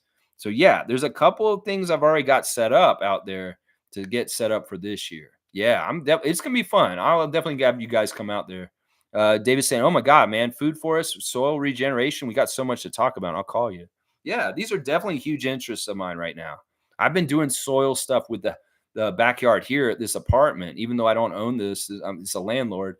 I've been doing soil experiments in the last 4 years with how to build good soil naturally. And I've learned a lot. I had like a crazy plant that I grew last year in the backyard is a weed, but it was amazing. It was a bull thistle. And it is really not, people don't want you to grow it, but it was like 11 feet tall. We had an 11-foot tall bull thistle in my backyard. And I really give the credit to the amazing soil in that backyard back there. So if somebody moves into this apartment after I leave, and they're a gardener and they want to go do stuff in the backyard, they're going to find an amazing palette to just grow stuff on right now because I primed all the soil and made it so good with microorganisms and everything back there. It's like the other yards next to it all got mowed like crazy. This one back there has gotten its chance to let the water sit in the soil. And it's just, ooh, it's so good. It's so good. I can tell it will grow anything right now. In some ways, I'm disappointed I'm leaving for that. But in some ways, I don't want to build a garden on a property that I don't own, and the landlord, whatever, he can fuck with me. He could go back there and mow my garden and without me even knowing it. So why the fuck am I going to build a garden in his yard? No, I'm going to do it when I get out there on my yard, and I'm all about it. David, we are definitely going to be talking about this. We're going to be getting Tom Duke on conference call also to help us out with this too. Nameless saying, I'm coming to live in your forest too, Lex. All right, Nameless. Listen, we'll just become druids. I really am thinking about becoming a forest druid. A raptor freak forest druid. It'll be a combination of doing this channel and just going in the forest and becoming more one with nature. That's right. Look at all the trees. I love it. Look at the trees. I like that emote. It's really nice. The green. I will bring the steak, henny, and blunts. All right, Seymour. All right, I'll partake of the steak and the blunts. The henny can be for you guys. Nameless is saying Raptor Freak Forest Party. Woohoo. Maybe we will have the Raptor Freak meet and greet out at the place at some point in the years to come. I want to get some time to set it up though. This year's going to be really crazy and chaotic because it's going to be really is going to be like setting things up and getting things like organized. Maybe next summer, maybe the first time I have you guys out there. Who knows? Jill saying, I bake good cornbread. All right. That might be fun. That'd be a really good time. Potluck party out in the woods or something like that. Who knows? Seymour saying, is Kareem bringing those P stars? Just asking a friend. Oh, the porn stars he sent to Zion? Didn't you say? Yeah, I don't know. Maybe. I mean, you guys want porn stars at the party? Maybe we can make that happen. I don't know. I'm not against it. It'd be kind of weird, but either way. Jill saying 12 o'clock lunch. All right, I got to eat. Seymour saying it's only 10 a.m. here, so snack, TV, honey glazed fritter, and coffee. Okay, snack time. Truthfully, I'm having more of a brunch. I'm ready to eat myself, so I'm going to finish up. I am almost at 12:30. Jillian, did you play ball? Did you ever play any basketball? No, I got excruciating lonely during the pandemic and turned to the Raptors. Oh my God, I had to look up Mulligan, laugh out loud. Sorry, my Irish Gaelic isn't what it used to be. It's all good. I don't know what your Irish Gaelic used to be, though. Let's see. Laughing out loud. All right, good. All right, last comment. Jill's saying, Lex, please no worries. If I want to make measured and respectful requests to the Raptors, I'm allowed. Thanks. Cheers. Great days, freaks. Yeah, I'm just saying, I wouldn't go after that. That may be barking up the wrong tree. It's your life. You're right. But I want to make sure that you have a sharp weapon of influence if you're going to send messages and get stuff done. It's like kind of like if you talk about things too often, you have a gripe all the time, they may tune you out. So in some ways, it's like, I know that you can get stuff done, Jill. I don't want you to use it for things that aren't probably possible. It's kind of what I'm saying. It's like, I'm not trying to control you or anything. It's your right if you want to do it. I'm just giving you the advice. It's not helpful. It's not going to probably get anything done. That's all I was trying to say. Country Con saying Grady was surely on the Pelicans scouting report after scoring 20 plus on them back in New Orleans. Lex, one positive about the season, I wouldn't trade Grady for anyone drafted after, even Keontae George. Yeah, this is something that I'm glad we've come full circle on for the season. We had a lot of doubts about drafting Grady over people like Jordan Hawkins, Keontae George. I was like, oh my gosh. But you know what? Jordan Hawkins played in the game last night. He wasn't as good as Grady. They were about the same. I'm very happy with this pick at this point. I wasn't last summer. I wasn't totally thrilled with it last fall, but this spring I've been very, very pleased with the Grady pick, and I'm very, very happy with the dick pick, JP. The dick pic. Yeah, yeah. Have a great day, guys. You too, JP. Let me just wrap it up real quick. All right, we got beat by the Pelicans last night in our home arena. Worst home loss since 1996. 41-point difference. Not good. My 3 stars of the game were Gary Trent Jr., RJ Barrett, and Emmanuel Quickly. RJ, thank you for being Eye of the Tiger. Kelly Olynyk signed the extension in the press conference yesterday. Oh, real quick, birthdays for today. Here are Raptor birthdays. I got to get this section in. We have 4 Raptor birthdays today. On March the 6th, it is Toronto Raptor NBA champion Malcolm Miller has turned 31 today. Happy birthday, NBA champion Malcolm Miller of the Raptors 2019 championship team. Also, today's birthdays, we've got Derek Martin, who was a coach player for a little bit there, formerly of the LA Clippers, born in 1971. So I believe he's 53 today. Derek Martin, former Raptor. Derek Martin, former Raptor Dwight Bucks is his birthday today. He's the one that's least known out of the 4 today. It's his birthday today. And finally, it's also Nigel Knight's birthday today. Nigel Knight, an early Raptor from very early in our expansion years. He is turning 57 today, Nigel Knight. So there's your 4 Raptor birthdays for today. We'll highlight the champion, Malcolm Miller, out of the 4 of them the most. Happy birthday, Malcolm Miller, Toronto Raptor NBA champion. Yeah, I love that. That's awesome. Yeah. Look at Jill putting the parade of Raptors out there. All right, y'all, check your fantasy league.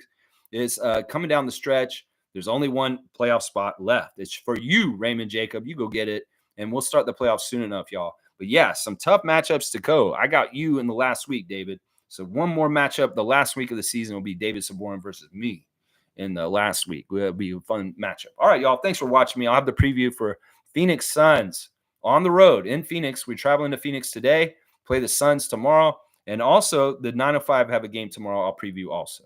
So 9:30 a.m. I appreciate y'all. Thanks for showing the love. I appreciate every one of y'all. I know it can be crazy and confusing and sad, but that's why we have this. We are a support group. The RFF is here through the good and the bad. And y'all are the real ones. I love y'all. Y'all are awesome. Y'all keep me, I was negative a couple days ago. And you know what? Y'all really helped me get out of my negative mindset on Monday. And I appreciate y'all being that balance. If I can be that balance for you guys sometimes too, that's fantastic. It really is a group that's all for one for all, and we're looking out for each other. And I love that. Remember, in 2 weeks, the coach's open house is going down. And if you can make it, come on down and go to it. I realize that it's coming after Spring Forward. Yeah, we're going to Spring Forward this weekend. Honestly, we're going to have the time change, and we're going to lose an hour. So that really early morning for the Raptors coaches open house is going to feel even earlier because we're going to have the time change in the week before it. 7 o'clock will be like 6 a.m. Yikes. All right, y'all. Thanks for watching me. Hey, hold your head up high, Raptors. With no Scotty and Yak, what do you expect? The Pelicans had our number when we're healthy. when we're not healthy and we're playing our G League guys, yeah, we're going to get beat. We're going to get beat. And like somebody said, the Pelicans are kryptonite to the Raptors right now. And that's not something to be upset about. They're a very good team, and they have championship aspirations. I could see them winning, seriously. No lie. All right, y'all. I appreciate y'all watching. Please like, comment, subscribe, and share. And if you feel like joining, you get access to our Facebook chat, which can be very controversial, but also very helpful and very fun also at the same time. I appreciate everybody, and I'll see y'all tomorrow, 9:30 a.m. tomorrow morning. Let's go, Raptors.